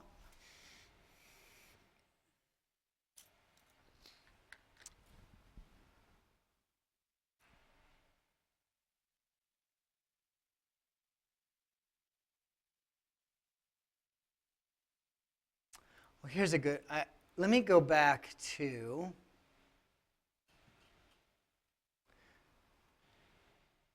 I'm going to show you grade 3 as a performance task. I'm going to show you some questions that lead to that DOK issue. Again, complexity and difficulty. And then we'll look at a couple of the questioning strategies. Then we'll look at some math. I want you to understand what the standards, how they're now implemented. You've already seen the Lexile level. You saw standard 10. This is grade 3. In grade 3, I'm going to read about a job. By the way, some people, and I just want to note, there are people who want to take your money, and they'll come and they'll say, we've got these great performance tasks or great project-based learning. Oh my gosh. I have a client, and they're like, Kevin, we made the greatest performance task. Our kids, they're going to create a product, and it's going to be designed to help them survive a tsunami, and they're going to sell it to a Shark Tank for $10 million. And I'm like, and they're fourth graders? It can be authentic. The assessments are authentic. The standards don't say you got to read crazy stuff. You can read things that are about your life, and by the way, that's engaging, like, so it's job week in 3rd grade, and some people came in and talked about their jobs, and you're interested in being an astronaut. So you're going to read a couple things about being an astronaut, and then you're going to write about being an astronaut, and you can put your paper in the library. It's pretty real. Whoopsie. I clicked on the wrong clicker. So if we look at the text, you already know that the text is going to be at that upper level, right? As a matter of fact, that text is going to be a level that normally would have been in the 5th grade, because 3rd grade is that independent and proficient. So text number 1, I'm going to read about astronauts. Again, if you're out in the audience, I just want you to note that you can take a look at the length of the text. I'm going to read about astronauts. They got to learn a lot of things. It's an exciting job, but it's kind of hard. I got to train for hundreds of hours. I got to learn about stars and Earth. I got to learn medical skills. I got to learn about the International Space Station. I got to learn about scuba diving. I got to learn sometimes about how to pilot an airplane. So I can pilot a spaceship. I got to learn about science. Sometimes I'm going to have a special job that I got to learn about. Feeling weightless is fun, but being in space is work. That's one article, 3rd grade. But I never read just one thing. I always read 2. So here's my second article. You might be like, well, at least this one is shorter. It's shorter because it's harder. The shorter text is almost always the harder text. In this case, the second text has to do with the impact of being out in space. When you're out in space, because you don't have gravity, your heart can beat more easily, so everything gets puffy. So it's about what happens to the body when you have no gravity. Now, how many of our 3rd graders have thought about that? Oh, right, there's no gravity, and so, hey, that isn't what happened in Star Wars. This is the easier text. Couple things. If I were teaching my kids, I don't want my kids to read the first text first. Scan the text. Figure out, what are you reading about anyway? Read the easy text first. That's what I do. That's what I did in college, right? Read the easy thing first, and then go find out what's in the harder thing. I always do the same kind of things, though. Number 1, I evaluate the sources. This is a critical skill. This is a skill when you look at reading for literature or reading for information. I need to be able to look at what I read and decide what was it about and what was important in it. So astronauts, they feel weak when they come back from space. Was that in source 1 or source 2? Astronauts have a special view of Earth, 1 or 2. And then I'm going to write. Do you see those words where it says which source most likely has the most useful information? Or it says on number 3, explain why it's hard to be an astronaut. You've probably heard about evidence. And this is another thing that's really different for our kids. You were a teacher, you know. It used to be in the FCAT that you were rewarded by just getting tons of evidence. You just put it all in your bucket, right? As much as you could get. Now it's not about that. It's about the best evidence. It's about the best details. And this is the exemplar answer in 3rd grade. Source number one, this is actually to number two. The question is, which source most likely has the most useful information about the kinds of work that astronauts do while they're in space? Explain why the source most likely has the most useful information.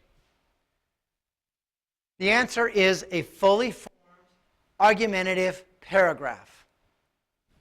Source number one has the most useful information about the kinds of work that astronauts do while they're in space. It's a claim. I'm making a statement. This source is the most useful because it describes the different kinds of training that astronauts receive. I'm going to have some details about source number one. It says some astronauts learn how to put things together and become good. This is important because it tells the reader that the job of some astronauts is to fix broken things. The source also says that some astronauts are pilots who study how to fly. This is important because. Remember how I said at the early grades I want that full sentence? I want a full thought. Well, here, I just want to note that you couldn't do that if you couldn't read it.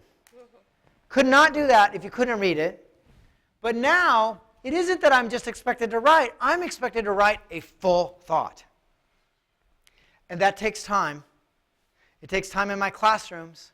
I got to help my kids understand that I need them to answer in a fullness. The quiz, by the way, if you were actually looking at the best practice in a classroom, is to not look at student work, but to look at teacher feedback on student work. It's very interesting to look at that like in a board workshop, because the teachers, you want to see that the teachers are being good editors. They're setting that expectation. And then I'm going to write my essay. All of that relies on my ability to read, but also on my ability to think.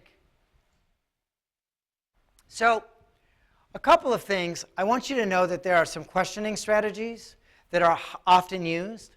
I'm giving your district all of the ones that have been released. These are A-B questions. And the questions always go like this. What does a multiple meaning word, in this case, mean as it's used in paragraph X? So this actual assessment item came from a text. I have a rabbit, I have a rooster, I have a skunk, I have some characters. And they're walking along the road. And they're looking for the best thing in the world. And they walked and walked and walked. They didn't find it. And they're cross. It says, what does the word cross mean as it's used in paragraph 17? This is third grade. Well, cross could mean I cross the road. It could mean I cross it out. It could mean I cross like this. I have to determine that best meaning and then which statement best supports the answer to part A.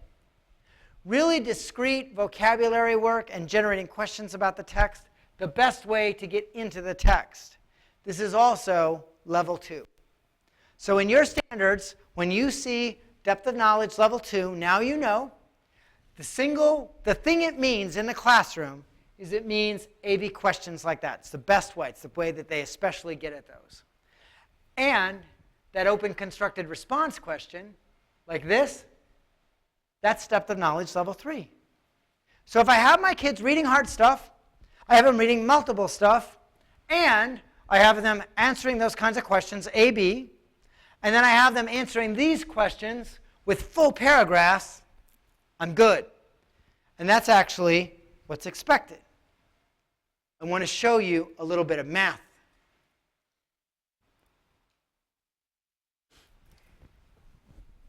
I'm going to show you the hardest math problems. My reason for doing this is to draw a parallel. You have your ability to read, and you have to do multiplication and division and addition and subtraction in math. You have to do those.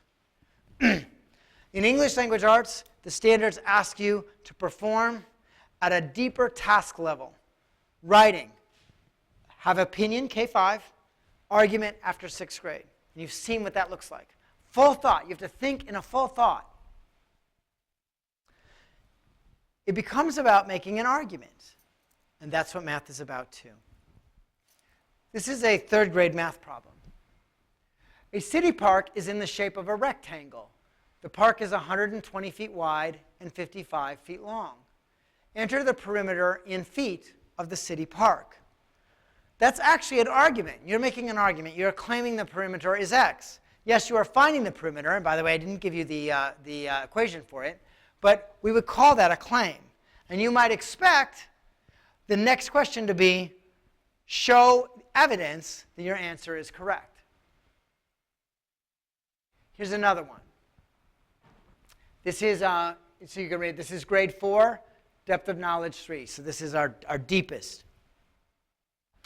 Nicole is helping to set up some tables in the cafeteria. Each table in the cafeteria seats 8 kids, and 4th grade students have to fill a whole table before sitting at another table. There are 126 4th grade students. Nicole needs to know how many seats might be empty at the last table after all 26 kids are seated. You are not supposed to find the answer. The question is, if I give you step 1 and 2, that's actually about making meaning. It's the exact same cognitive process as looking at a graph or chart. What should the 3rd step be? What's the process? So remember how I said that sometimes, you know, our families might be a little bit wigged out because they get stuff at home just to have the kids figure out how to do it? This is it. It's just figuring out how to do it.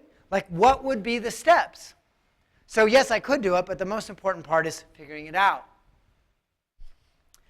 This is 5th grade. Look at the equation 2/3 times unknown equals n. That's an argument. Sarah argues, that for any fraction multiplied by 2/3, n is going to be less than 2/3. Your job is to counter that argument, to convince Sarah that this statement is only sometimes true. So what are you going to do? You're going to write one statement where it is true, where n is less than 2/3. But then you're going to write a statement where n is not less than 2/3. And for those of us who might be freaked out a little bit sometimes about math, that's just the number 1. 2/3 times 1 equals 2/3. See how it's logic? These are the hardest problems. And by the way, I would note, and this happens at my house, all right? So I have a 2nd grader, I have a 6th grader. They bring home math. It's kind of like when they bring home Sudoku. I'm like, what? I cannot do it. Sometimes it's just because I'm not understanding what I'm supposed to do, which is just to puzzle it out. This kind of question is very prominent. This is a 7th grade question. I have a variety of mathematical claims, okay? 2 vertical angles form a linear pair. Is that true for all cases, true for some cases, or never true? Or the sum of 2 adjacent angles is 90 degrees. I want you to think about what you got to know there. That's about vocabulary. A really great vocabulary program in math, and your teacher's talking about vocabulary, critical. As a matter of fact, one of the things that some districts right now are looking at for formative information is actually assessing the ability of the students to know and be able to use mathematical vocabulary, because it's not something they've had to do before, or at least not to this level. This is my favorite one, because it's about my life. The dot plots compare the number of minutes that 30 flights made by 2 airlines arrived before or after their arrival time. So if it's a negative number, that means they arrived early. Remember how I talked about fiction? There's your fiction, right there in math. Arrived early. And then we have the positive numbers, and that's when they were late. And I would just like to note that they left United Airlines off because they would be right over here. And then we have 0. They're right on time. That's Warren Buffett. He chartered the jet. Here's your question. Assuming you want to arrive as close as possible to the designated time, which do you buy the ticket from? Well, here's the answer. This kind of answer I would note, where I have this blank box, this is called a natural language question. A natural language question is included in the specifications for the FSA at all grade levels. So in other words, I'm going to have to write it. And it says, I would buy the ticket from airline P. Interestingly enough, P and Q both have the same on-time arrival time, but airline Q has a much greater range in arrival time, whereas airline P, everything is within 10 minutes. So if I wanted to have a greater likelihood of being closer, I would get airline P. Those are all the same process, that argumentative process. It's the same thing that you were doing in English language arts. And that's what the standards require. So a lot of times you hear folks saying that the standards are crazy math. What is this new math? It isn't new math. The math is actually the same skills. The thing that's new is the application. That you are expected to apply it in that real world scenario. Because that's what's expected in not only my job, but also if you're taking some of those bread and butter tests. Okay? Watching my time. I have a couple of other things I want you to understand about the standards. Some people will talk about standards. Have you guys heard about this word about spiraling? Okay, or the standards at my grade. Actually, some folks, they might have read one standard and they think they get all the standards. So this is a really important thing to know. The standards are like a big puzzle that goes together. And you don't really understand them until you understand how they lock together. Like this particular representation. One of the things that we hear is that we're really focused on third grade, or we're really focused on fifth grade for our standards. If we're going to get it good. Well, I'm going to have a problem. The first standard on your screen is the language standard for third grade. It says ensure subject verb and pronoun antecedent agreement. It should be taught from third grade to 12th grade. If my subjects and verbs don't agree in 12th grade, it didn't all of a sudden stop, right? Or if you look down here, it says, I want to choose my words and phrases to convey my ideas really precisely. That's in grades 4, 5, and 6. And the reason is because I'm getting really, really good at that argument, that opinion, Why should I get the last piece of cake? Give me 3 good reasons. Then I'm moving into my argument, and word choice is really important. So one of the things when people are coming to you and they're saying, please buy our stuff because it's aligned to the standards, I hope you will ask them next, but is it aligned to the 3rd, the 4th, the 5th, and the 6th grade standards all in the 7th grade? Because if it's not, we fail our kids. And I just want to note that our kids, if they haven't mastered that, they have to have that, right? They have to have that as they move forward. So here are 6 actual standards, 6th grade and 7th grade. English language arts. Sometimes you'll hear, we're teaching the standards. The real question we should be asking is, are we teaching clusters of standards together? You might say, we're focused on evidence. Well, it's kind of goofy because, you see it says cite textual evidence, but the textual evidence is just a detail. That's all it is. Because here in the 6th grade, this is what I'm really supposed to be doing. I want to read some things, and I want to determine the theme that it's about. That's what 6th grade is about. I'm determining the theme or the big idea. How am I doing that? Well, I'm looking at the details. Well, I'm going to tell you what I think the theme is. That's my argument. And I'm going to use those details as evidence. What kinds of details am I going to use? Standard 3 tells me. It says that I should be looking at how a plot unfolds in a series of episodes. And that's the detail. I look at how the plot unfolds, and that tells me something about the theme. That's not hard, is it? It's only hard if you didn't read it because you were too scared. Or if you thought, I only have to teach one.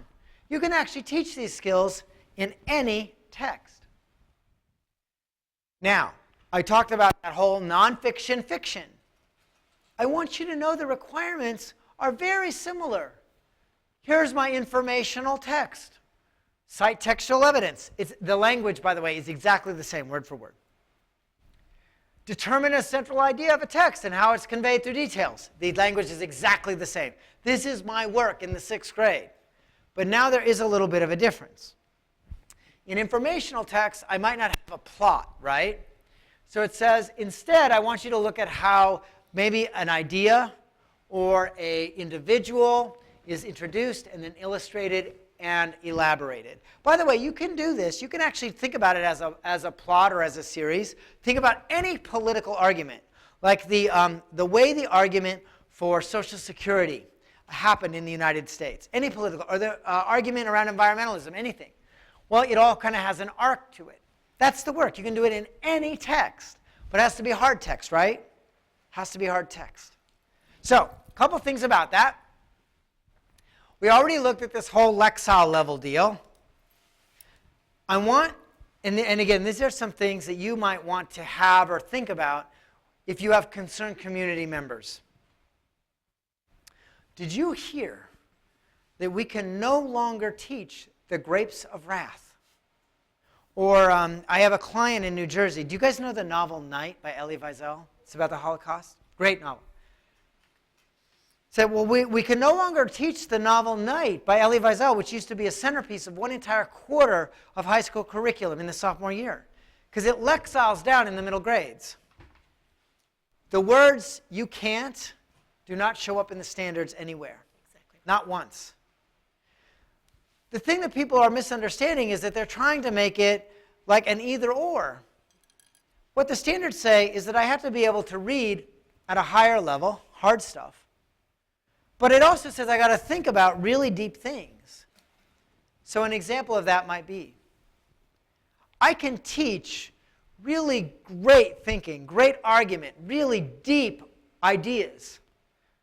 Ideas of prejudice, ideas of hardship, whatever the ideas may be, in Elie Wiesel's Night or in The Grapes of Wrath. But I want you to do one little thing. I want you to pair it with a little piece of nonfiction. As a matter of fact, you can understand things better. And my best example of this is Huckleberry Finn. I walked into a teacher's classroom. This is true. And she is teaching Huckleberry Finn, and this teacher is so in love with Huckleberry Finn that she brought a huckleberry pie to class. I didn't know where you get a huckleberry. Now, I would tell you that if you told that teacher that she could not teach Huckleberry Finn, she would be out the door. And this is a great teacher. But she also had heard about this whole deal. You got to teach nonfiction. So she's telling her kids, well, you got to read about the Mars rover one day, and you got to read about polar bears the next. And I'm like, my friend, that's goofy. Let's do this. Think about, you know, in those books, the Mississippi is almost a character. What if you had your kids read about the Mississippi and ask them a question like this? How would Mark Twain have changed Huckleberry Finn if he lived on the Mississippi of today as compared to the Mississippi of his time? That question is the epitome of what the standards would require. I read some hard stuff. I read my literature. I'm thinking about interesting things. I'm making an argument. In your school district, you're talking a lot about engagement. You guys talked about that at the board level, engaging your students? Yes. Engagement is a lot about choice. I can teach any of those standards in almost any content. Let your kids choose. As long as you know that you got some hard stuff and you got some middle stuff, and the kids that are below, you got some easier stuff, let them choose what they want to argue about. And they'll go nuts. And that is, by the way, the definition of engagement.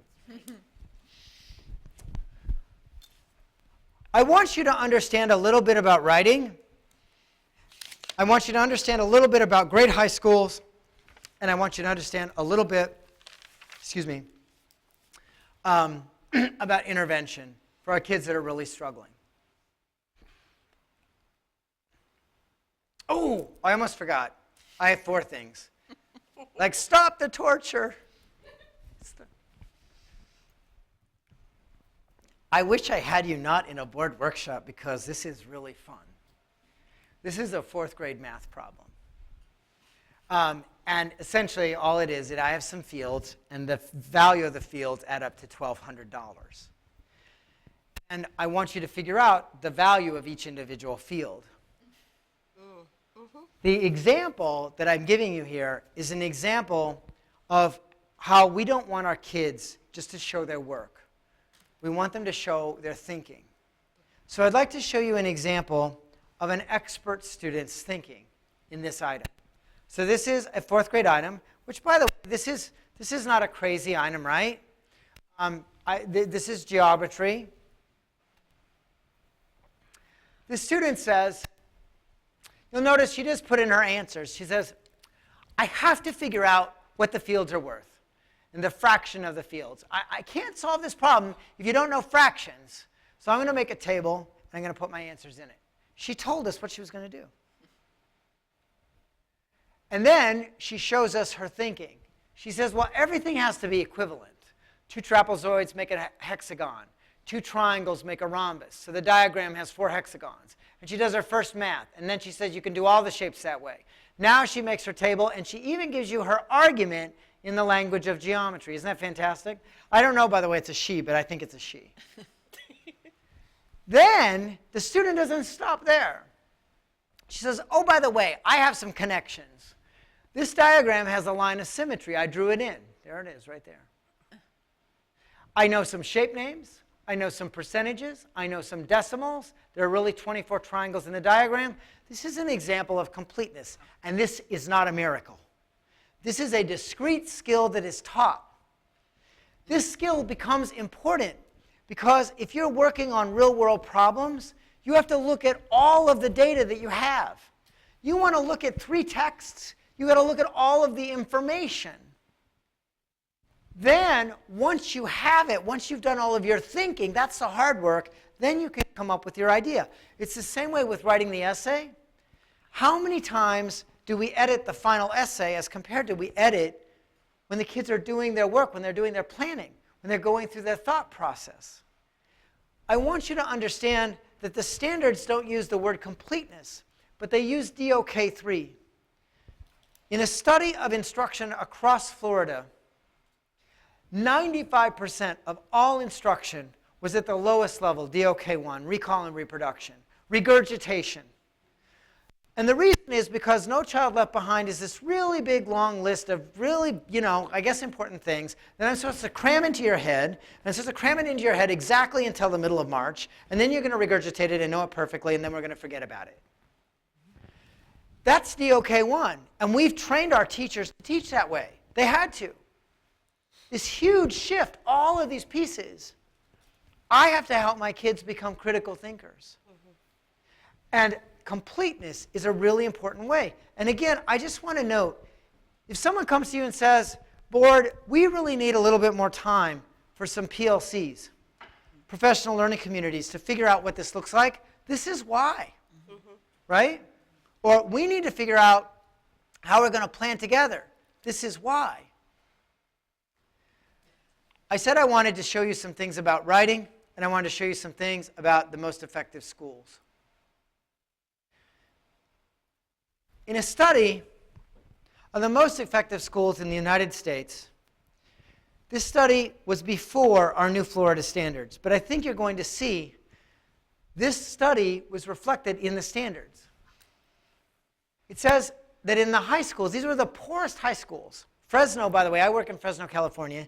It is literally, in many ways, the armpit of the universe because it's really, really, really, really poor. They have Kmarts that are shut down, and the entire Kmart parking lot is full of little huts where the homeless live, like grapes of wrath. Well, those kids, they go to school. They have the 4th best school in all of California. Students are asked to think and behave like English scholars, like mathematicians, like scientists as a part of their coursework. They actually wear lab coats. In the early grades, in the elementary grades, I walked into a 4th grade class. They were singing the Electron song. They'd made it up. In addition to the commonly assigned texts, you found really crazy texts, texts that normally you would find in college. I would suggest to you, as a follow-up to me, if I haven't bored you to tears, get your colleges in here and say, what's on your reading list? Let's take a look at it, and let's see how we can get that into our curriculum.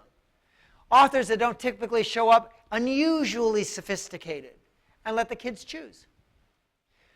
The kids had to talk like mathematicians. If my kids in kindergarten have to talk like mathematicians, they're going to use the verb vertices. And by the way, the kids can learn that word, but it's that expectation, right? 80% of the science teachers supplemented their content with real life science, including journal articles and newspapers. And I would note here that one of the things that I don't have on the board is that the teachers started with their own research. So I don't know what your standards are for lesson planning or how that goes with the union and all of those kinds of things, right? So, because those can be kind of, tricky wicket. But one of the things, if we are expecting our students to inquire, we might want to ask our teachers to inquire too. Like, just look it up. Have your own research item. That's what happened here. That research led to an understanding of what creates a proficient writer. You probably have heard that on the new FSA, we expect there to be a level. Are we okay? Yeah, I was just, Kevin. Are we over? No. We're just, we I was just don't know where we wondering are. about the time because you've been on your feet for how long, and I wasn't Okay. able to give you a break. Tell you what, I'll do this and do the last one, then we'll have discussion, we'll be done. Is that good? I'm not trying to rush you. I just wanted to give everybody a chance to. Oh, do you want a break? Break, yeah. Oh, yeah, sure, And absolutely. I don't know the time, so I didn't know if I was It is Sorry. 4:07. 4:07. So we've been at this for 2 hours. How about taking a quick break? Absolutely. And then we'll come back and. Fantastic. This is a good place to do it. We'll come back and wrap it up. All right.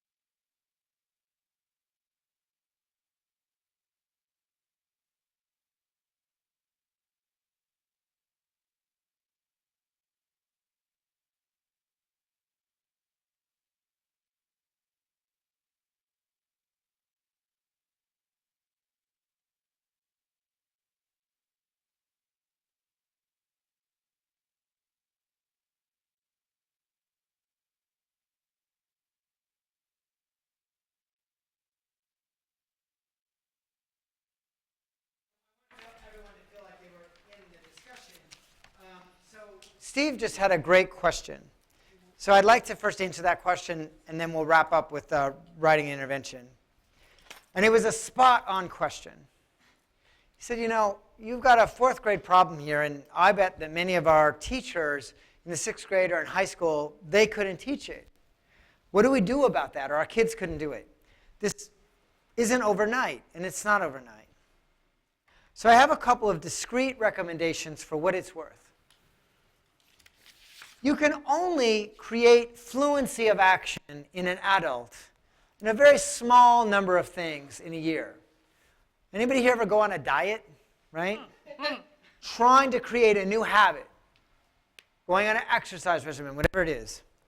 So map out, identify your own gaps, and map out over 3 years, what are those fluencies? And then drive your resources to them. I'll give you an example of this. This is actually something that I'm helping Broward County with. And in Broward County, every single month, their principals are learning something. And I would note that if you look at the research on school change, it's a principal. Their requirement is that the principals develop their teachers. Because we know that, and you hear this everywhere, I can do all the professional development in the world to my teachers, and they go back to their school, and the principal doesn't get it, and it never happens. So map out those fluencies and deploy your resources against them. Number 2, as you're doing that, consider especially the middle grades. And the reason for the middle grades is that the single best predictor of 10th and 11th grade success is the acceleration between 6th grade and 8th grade. That's in a report called the Forgotten Middle Report. So if I can really do middle school well, and by the way, the research on teacher skill development shows that, like especially in math, middle school is a pretty tough place. By the way, I would make an offer. Well, one of my faculty, I didn't put her up there, Heather Hill at Harvard, is a foremost expert in the evaluation of closely held skills in mathematics for teachers and how you develop them. In K-5, it's really about that reading, and being able to do those foundational math items. But I just want to note that one thing, and I didn't say this to you, Steve, we cannot punish our kids. Mm-hmm. Amen. And I am very, very scared that the assessment, I said, when your kids reach puberty and they lose their minds, well, our teachers can lose their minds at assessment time, but we can lose our minds too, jointly. I see in schools today, I see more kids being punished through grading policies, like D's and F's because they didn't get it. And to my view, my way of thinking, that's a problem. Because if all of a sudden I've got a kid in 3rd grade, and I want them to accelerate by 2 grades' time, you and I both know that that's about motivation. So I want you to consider that we have never created a great thinker, a great reader, or a great mathematician by giving them a failing grade, ever. It is impossible. That said, let's think about writing. Writing standard number 1 is a synthesis standard. Is the hardest standard. It's the place all my language, all my reading comes up to, and I've shown you those examples. The NAEP in 2011 was the very first computerized college and career ready assessment. And it was so powerful, it set a new foundation for every NAEP to come after it. And this is what it told us. First of all, the bad news. We have in the United States, after the 6th grade, 27% of our students that were proficient or advanced in writing. By the way, this number is approximately the number of students that will reach a raw scale proficiency on college and career assessments. It goes right hand in hand. Look at what's happened in New York, any other state that's given field tests. So how do I change this? The evidence is clear. And by the way, this is something that you can do. And I would say to you, in your community, if there are folks who don't like the standards and they want to tweak them up, remember that every single school district has the ability to create their own standards as long as they are more rigorous than the state standards. I work in Gwinnett County Public Schools in Georgia. They've done exactly that. So here is a place where you just might tweak them up. Students should write 4 to 5 pages every week starting in the 6th grade. Now your teachers might freak out like, oh my gosh, we can't grade all that. You don't have to. That's right. You want to make sure that the kids are editing each other. You want to create great editors. Yes. You can give them feedback, edit at the end, but have your students inside of that discussion. And obviously they're reading harder things. 4 to 5 pages a week. 5th grade, take it a page down. Now you're looking at 4 pages, 3rd grade and on down. Use technology, but be careful because it's a little different than what you might think. This is a new study. It's less than a year old. Question was, we used to think that kids who took the most notes did the best. So they looked at kids that took notes on a laptop, kids that took notes on an iPad, and kids that took notes longhand. The kids that took notes on the laptop could take them verbatim. Lots of lists, not a lot of thinking. The kids in the iPad, a little bit in between. But the kids that did the best were the kids that took the notes longhand because they had to synthesize. They had to summarize. Technology is great for editing, especially for thinking about word choice and those kinds of items. But be careful. If you're using technology for taking notes or other things, teach synthesis. However, you might be surprised to know that the single most important piece of technology for college and career-ready writing is a thesaurus. And I would ask you if we have a thesaurus at every student's desk. And here's why. The students, they were concerned about the words they chose. And it goes back to that language standard I showed you. They're concerned about how they're going to create the best argument or they're going to draw the most persuasive character were the students who did the best. The only thing holding us back is our own expectation of ourselves. There's nothing that says our students can't do that. Many in our schools, and I was surprised, I did not know your demographics before today. Many in our schools are not necessarily at grade level.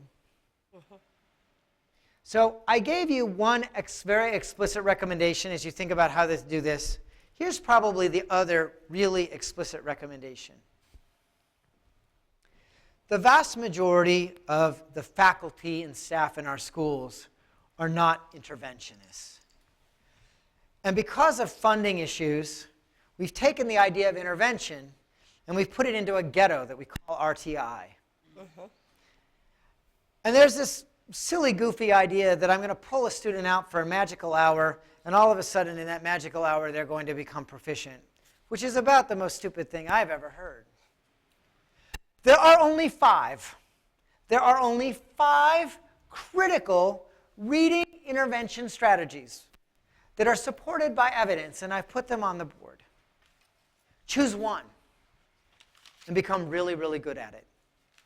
I would tell you that Mike Camille, he would say that you want to choose either vocabulary study or you want to choose generating questions. And here's a little hint, because I know that you use the Achieve solution. If you use that, you know that Achieve done well can yield 300% of expected reading gains in 1 year's time. The way you get there is by making sure that the students are using the vocabulary elements and the generating question elements. That's the key. But if we expect our students, and by the way, our students can learn to read, and they can read harder things. But the way that we teach them is we don't necessarily teach them the standards in the same way. I need to make sure that they understand the vocabulary or that they are working with the content. So I would suggest to you that one of the things you might look at, either in teacher certification, in those fluencies or whatnot, become a really good interventionist. Because today, the vast majority of the children in Lee County Public Schools are 2 years or more behind the new benchmark for college and career readiness. That's just because we raised the benchmark. But we know how to raise them up, but it is through intervention. That's what I have to say to you that I prepared. Questions, comments, or discussion? Board members, I guess we should have some conversation, and maybe we could start by saying, is there Each of us, is there a question you have of Kevin, or an observation, or a takeaway, something you learned? Ms. Fisher? Okay, thank you very much. You're brilliant. And I made a few notes. I'm sorry. Oh, it's okay, no worries. Okay. I made a few notes. I really appreciated your description and your explanation of the standards and how they don't necessarily require data, and that they don't say you can't do this and you can't do that when it comes to literature, because I think there's been a lot of misinterpretation out there, and it's left its mark, at least here in our district, if not other places. Some concerns I have about this is that we are assessing all of our students. We have a high number of English language learners. So I'm wondering about the preparation and the time frame, and doing this across the board now rather than phasing in, starting with our kindergarten and working up, so that they become familiar with this new way of teaching and learning. And how prepared are our teachers, to do this? And I want the answers to some of those questions that you showed in the beginning. So I'll give you the answers, certainly, to the questions, but can I make a recommendation on the ELL question? Yeah. Because I think it's a really appropriate question. And there are two things that we're dealing with there, right? The first issue is the issue of what's our instruction look like? Exactly. And then the second issue is what's the assessment look like? Many districts today in the United States are putting a moratorium on certain kinds of assessments. If you think about how students learn language, and actually they tend to catch up. But they don't necessarily catch up in 1 year's time. That's a silly thing. Our school calendar is set by agrarian calendar. So you may, in your wisdom as the board, say, here's the deal. We're going to focus especially on vocabulary. We're going to kick it out of the ballpark on vocabulary. We're going to use products like Achieve. We're going to be intensive with our ELLs, and everyone is going to learn how to be an interventionist. But we're not going to assess that in any way that could be negative for 24 months, because you have to give yourself time. Because here's what happens, and you know this as well as I do. If I assess it and there's a stick to that assessment, I'm going to do wrong things. And I'm going to do wrong things because I'm afraid of the stick. So I don't get to set the policy with Florida DOE, but as much as you can create that safe space for those folks to work and for the parents to work too, that's the real answer. And are your teachers prepared? They're not any more or less prepared than other teachers. I would tell you, actually, and I hope that you give some kudos to your district staff, in coming into your district today, you have some really very, very smart and with it leaders.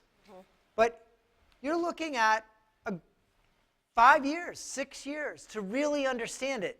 And that's what happened also when we changed the standards at the FCAT. So give them time and be patient and know that I've never met a teacher that wanted to hurt a kid. Right. They only love kids. But it takes time to figure out how to do the new thing with the kid. Yes, and we have awesome teachers. And I just, at one point during your presentation, you mentioned something about life cycle, or it was in one of the slides. Yeah. And I had an experience last week where I visited a second grade class, and they had been learning about life cycle. And they did the life cycle of the plant and the butterfly, and it culminated with them hatching chicks. Cool. In their room, and today the chicks are going to the farm. So I mean, but I can't. I mean, I did not stop to count and look it up, but I'm sure that with that activity and with that leading up, that teacher worked on many of the standards. Yeah. And it was an enjoyable experience for the kids, and they learned all kinds of science and math, and they learned about draft and the feathers on the wings and the tail. I mean, it was really incredible. And I think that we have wonderful teachers in this district, and that we want to give them permission to be able to do that. So I'm very glad to hear what you had to One, say. one last thought to that, to honor that. The very best curriculum is curriculum that is created by teachers. And one of the things to note is that you can actually look at curriculum and you can kind of take a measure to it. And even curriculum that doesn't measure up, that's been created and owned by the teachers that are delivering it, tends to be more impactful than, if you will, the store-bought curricula. And it's because they've thought through it. Absolutely. Thank you. Oh, I'm sorry. Did you have your hand up? Go ahead, Jeannie. No, go ahead. I appreciate putting a lot of effort in with the K-5. Here's an issue that we have in Lee County. We have somewhere between 100 to 150 different languages and dialects that we serve. The other aspect is, and I'm not sure what the data is now, but in 2010, 85% of our students entering 9th grade had not gone through our school system K through 8. So at the same time, we need to pack a lot of punch in those early grades. We've got to make sure we're putting the pieces in for those students that are coming in that haven't had that experience. I really hear you. You know, a couple of thoughts about that. One, on the really early grades, you might look up something called the Lena Foundation, L-E-N-A. Lena Foundation, they do a lot of work with autistic kids. But what they do is they have something that's fascinating. It's a language pedometer. It actually measures the number of words that children are exposed to.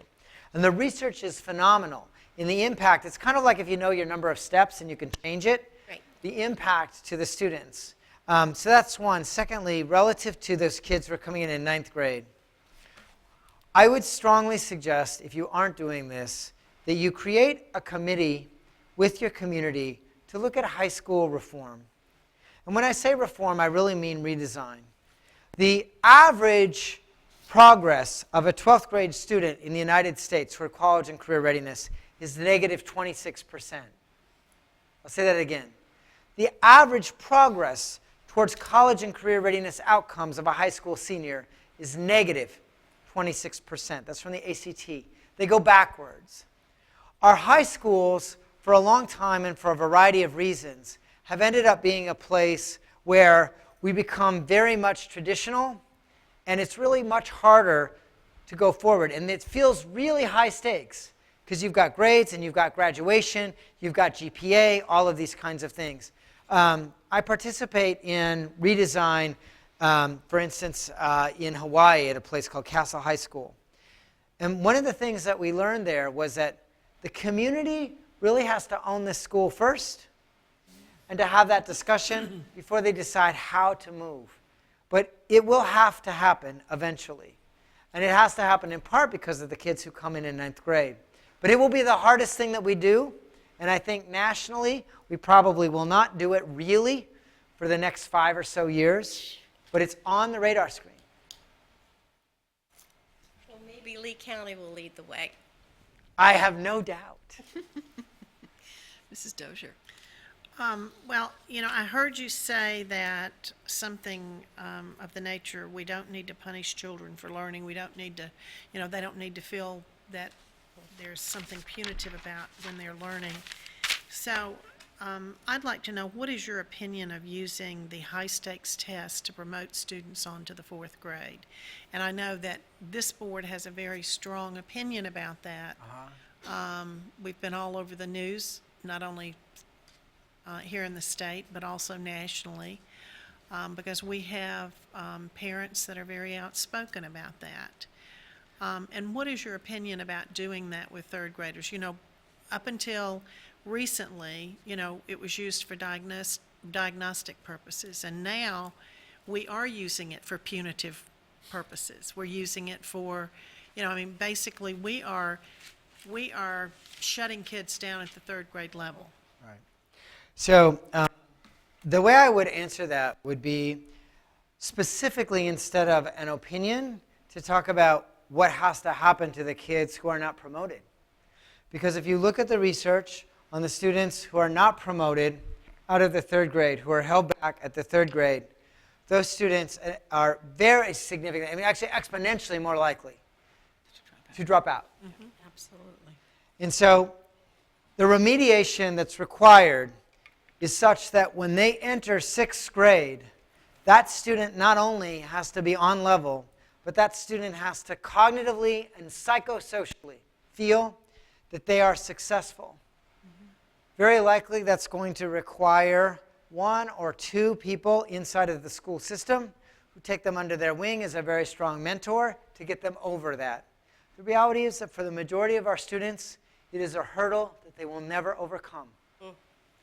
So I think I think you have to know the research. It's interesting though. So on the other side of that, if you look at the research on students who are held back in kindergarten, it is a radically different outcome.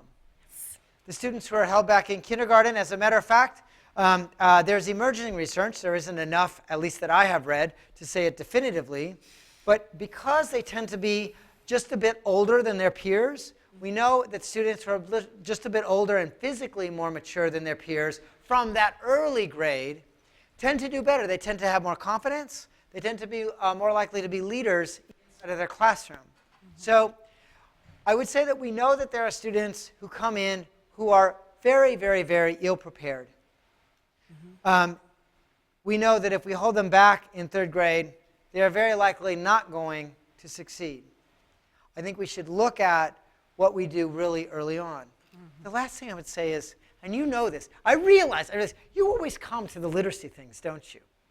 To the literacy events. I can take Talking about the one a we do for a third tree. grade student. I can take a third grade student that reads on a first grade level, and I can catch them up. Why wouldn't I do that? Anyway, I don't make the law, though, so go ahead. Oh,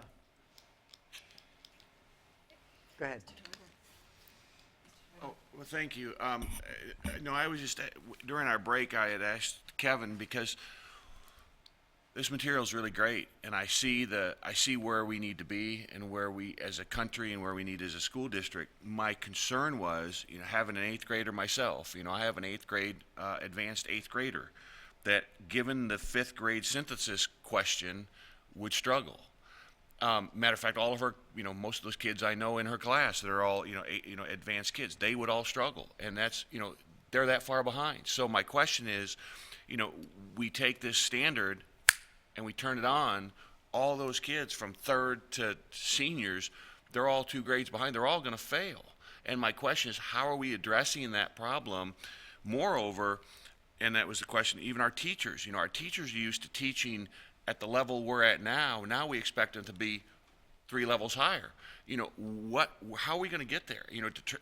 To give this type of issue to any of our it's a huge problem, and I'm really, really concerned, and I think we do have to get there. And so I asked him, how do we do this, in a progression? And his answer was, the right answer is, well, it's going to take 5 or 6 years. We can't expect to be there overnight, and we have to, as a board, I think, support the fact that we're not going to get there overnight, and support our teachers and support our children, to be able to say, look, it's a process, and to put in the 2 or 3 learning games per group.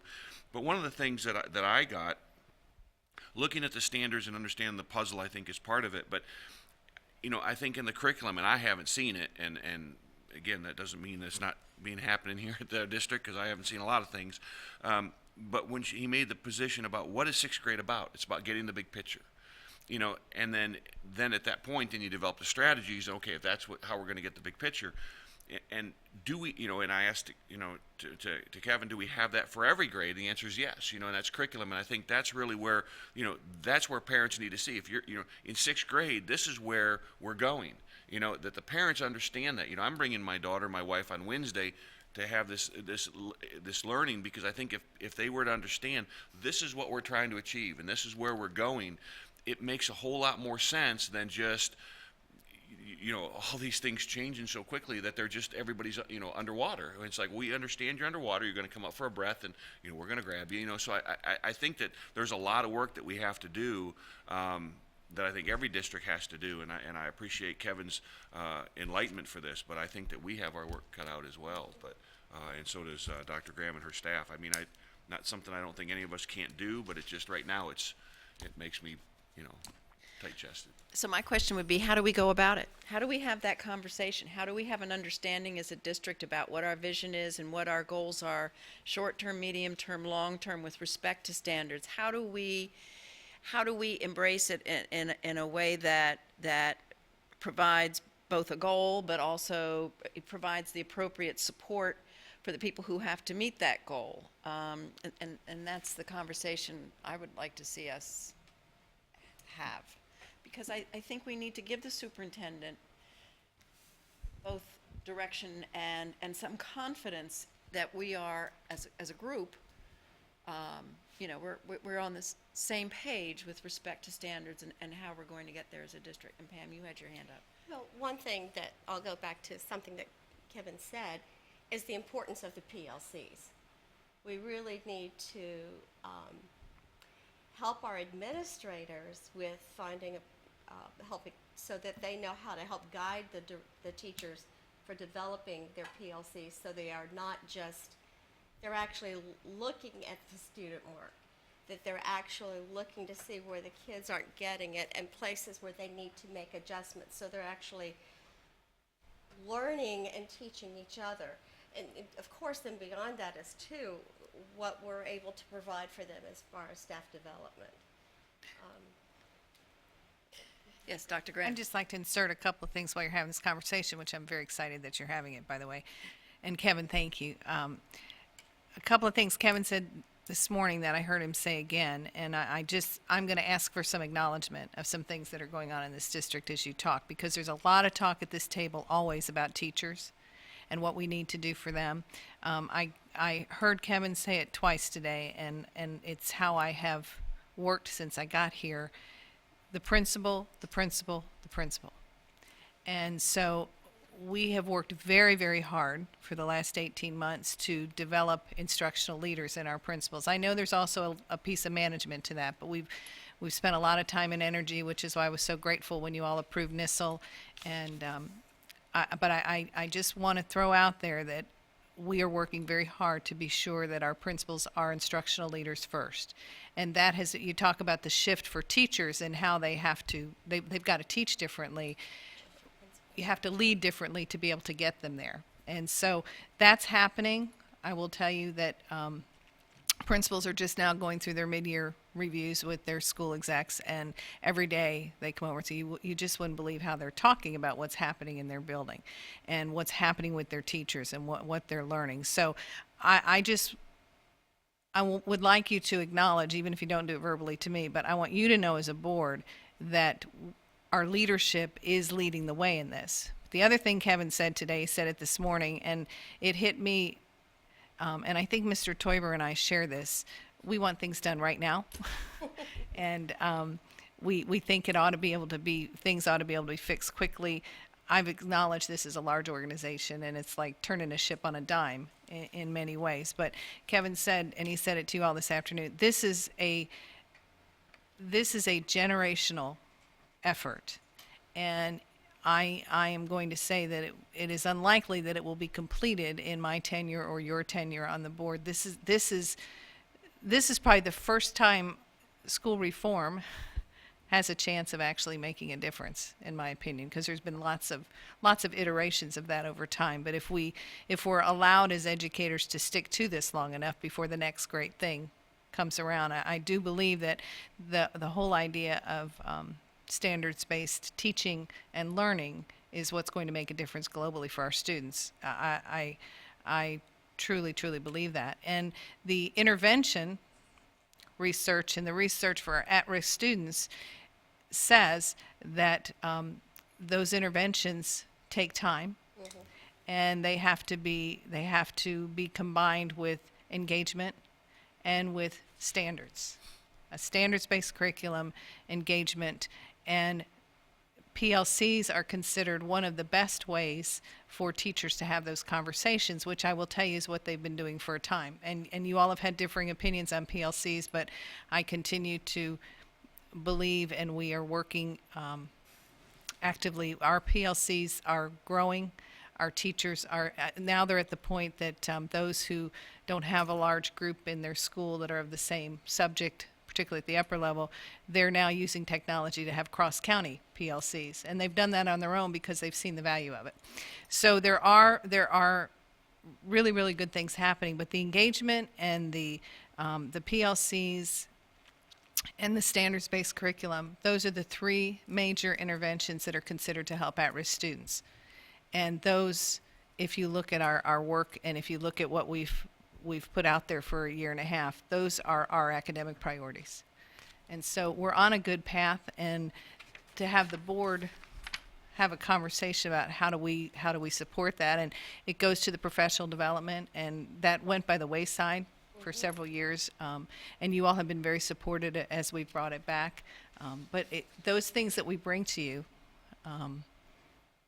we can align with standards. I know we can, and we can show you why we're doing the things we're doing. But that professional development, that growth, that's why we're anxious to have Kevin come back and be with our teachers. But again, I almost always begin with the principals, because until they understand it, there's no way they can lead. And Kevin referenced it, when you have teachers get really great instruction and they go back and the principal doesn't have a clue, there's a serious disconnect, and they're only going to be able to go as far as the leadership can understand. So I just want to put out there and have some acknowledgement that we're on our way in many ways, and we've got a long way to go, but I would tell you that we're certainly on our way. And as you talk about staff, if you could acknowledge that the administrators are also doing great work, and the only way teachers are going to get what they need is if the administrators are strong.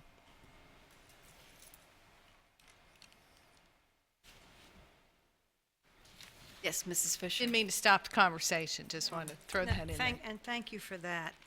I think that the standards are good, and we need to be teaching them. And you guys have heard me say this many times over, but in the meantime, because of assessment and because of the punitive and excessive progress monitoring and testing, we're losing kids and teachers. So I think that has to be part of our conversation, because how do we preserve the resources we have in our people? And then we have all these variables, the mobility rate, the English language learners, the reality of our population's diversity. So I think it's a big job to do. And yes, instructional leaders are very important, and I think our principals, by and large, are doing a great job. I think we have within our ranks experienced, talented teachers who need to be empowered to do the thing that I described, that second grade teacher who is a more experienced teacher and seasoned, to be able to share those things with our more novice educators, and to even to help our younger administrators, because I know that we have several who are, I call them green, but they're lacking that experience, and they have a lot of other skills. So, we're in the business of people. So I think that all of that has to come into our conversation. And so in the meantime, in the next 5 or 6 years, how are we going to preserve the integrity of this district? How are we going to offer the children opportunities for success without a punitive result, and keep them engaged and keep them in school and retain our very talented and dedicated teachers?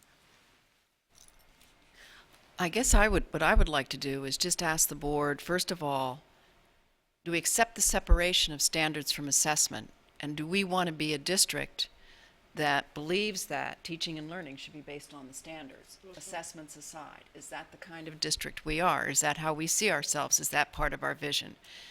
And then, because I think that would help us with respect to the public, that if we can articulate that we are a standards-based teaching and learning educational entity, and then we can have the conversation about assessments separately.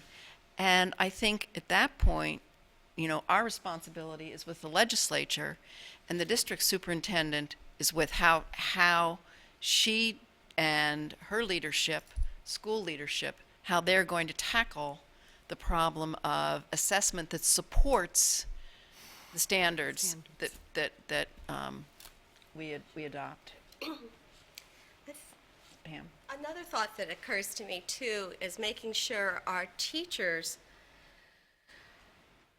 are equipped and feel confident to do their own formative assessments that are not as standardized, not as formalized, but actually give real information, checklists, narrative notes about what happened, actual looking at the student work and saying, this is what it shows me where they are, this is what it shows me where they need to go.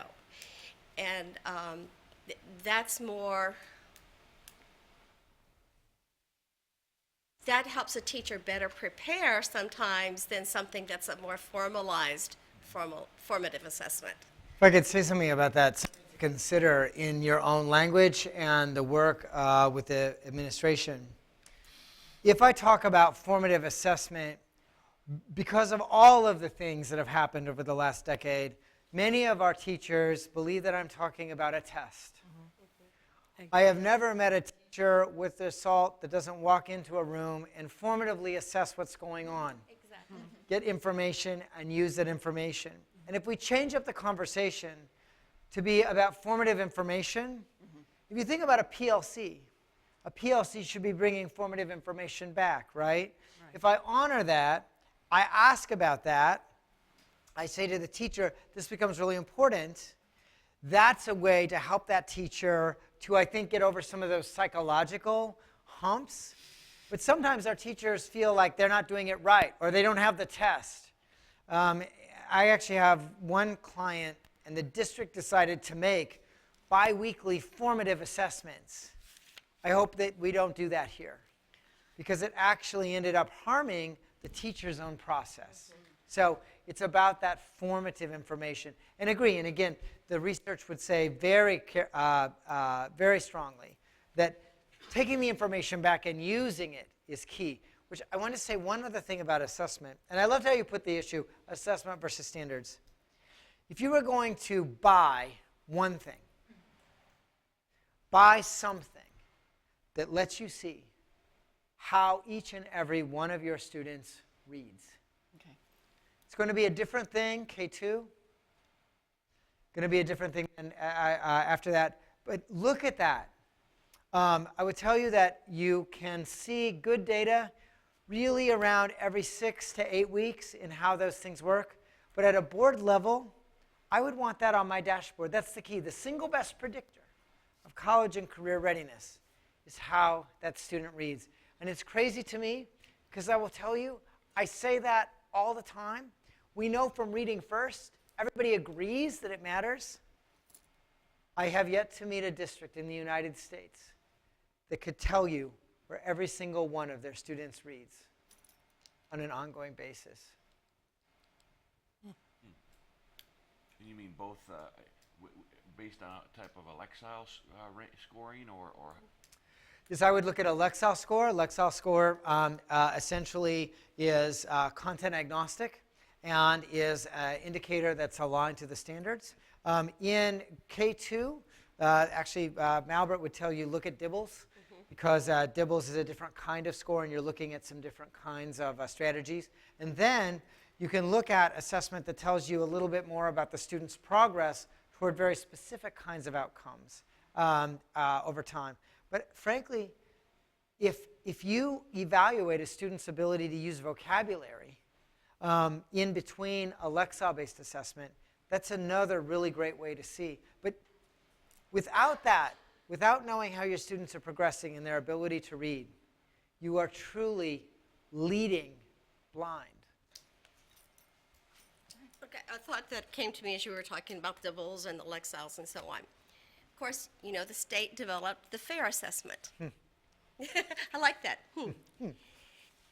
The issue with that is that one of the main issues of that is the overload on the internet system where people could not take it. So that's a big problem.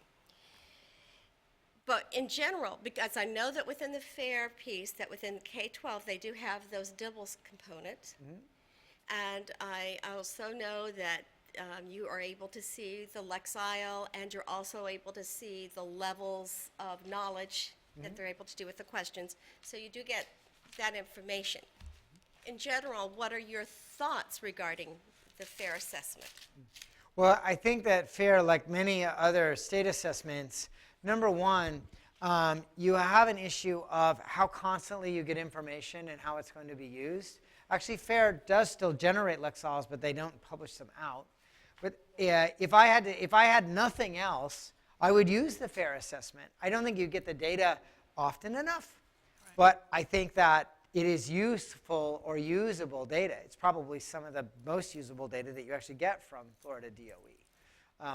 The thing is, though, remember that you can have data and information, and then you have the act of using it. And I think that one of the things that often happens with our state assessments, because they're not owned in the district, you know what I mean? That they end up not becoming constant common discussion points for our team. So if we decided that's what we're going to make to be our constant common discussion point, that would be a good thing. But I think that tends to be the place where it We need breaks to train. down. And that's where the coaches, the TIF, teacher leader, and so on, really needs to, whatever we use, Yep. train the teachers so they know, so they are actually using those pieces for planning and growth. I suggested to a client in California, and they did this. I said, I want you to go and I want you to find a list of all of the assessment companies, and you are going to have a public assessment bake-off in a board meeting. And what you want is you're going to give them a very limited amount of time, and you want them to come in and you want them to present the value proposition, exactly what they do for kids and why. And so now you and your communities can see the difference in that discussion. It was a very robust discussion, and I think that they could make a pretty good decision from that. Kevin, it's 5 o'clock, so I think, board members, are there any final comments or questions? Thank you. Yes, thank you. Yes, thank you. This has been a wonderful presentation, start of a good conversation, I think. Really appreciate your being here and spending so much time with staff, parents, us. Thank you, Kevin. Thank you. It's my pleasure. And You're putting in a long day today. as Mr. Toiber mentioned, there is tomorrow night, is open to the Oh, public. thank you. Oh, excuse me, yes. Tomorrow night, 6:30, South Fort Myers High School. It's open to parents and community, The District Advisory Council will be there. and that's District Advisory Council. Also, I wanted to remind the board, Thursday, 6 p.m., Student Advisory in the Fine Dining Room. Next Tuesday, the 24th, we start with training, 9 a.m. Canal Street. And Susan will be sending out a reminder on that. So, with nothing else? We thank- do get, Yep, go ahead. I I'm wanna- sorry, go to the order, go ahead. are you going to be able to give us access to your PowerPoint? And she owns she actually Thank you. kind of coordinates his calendar.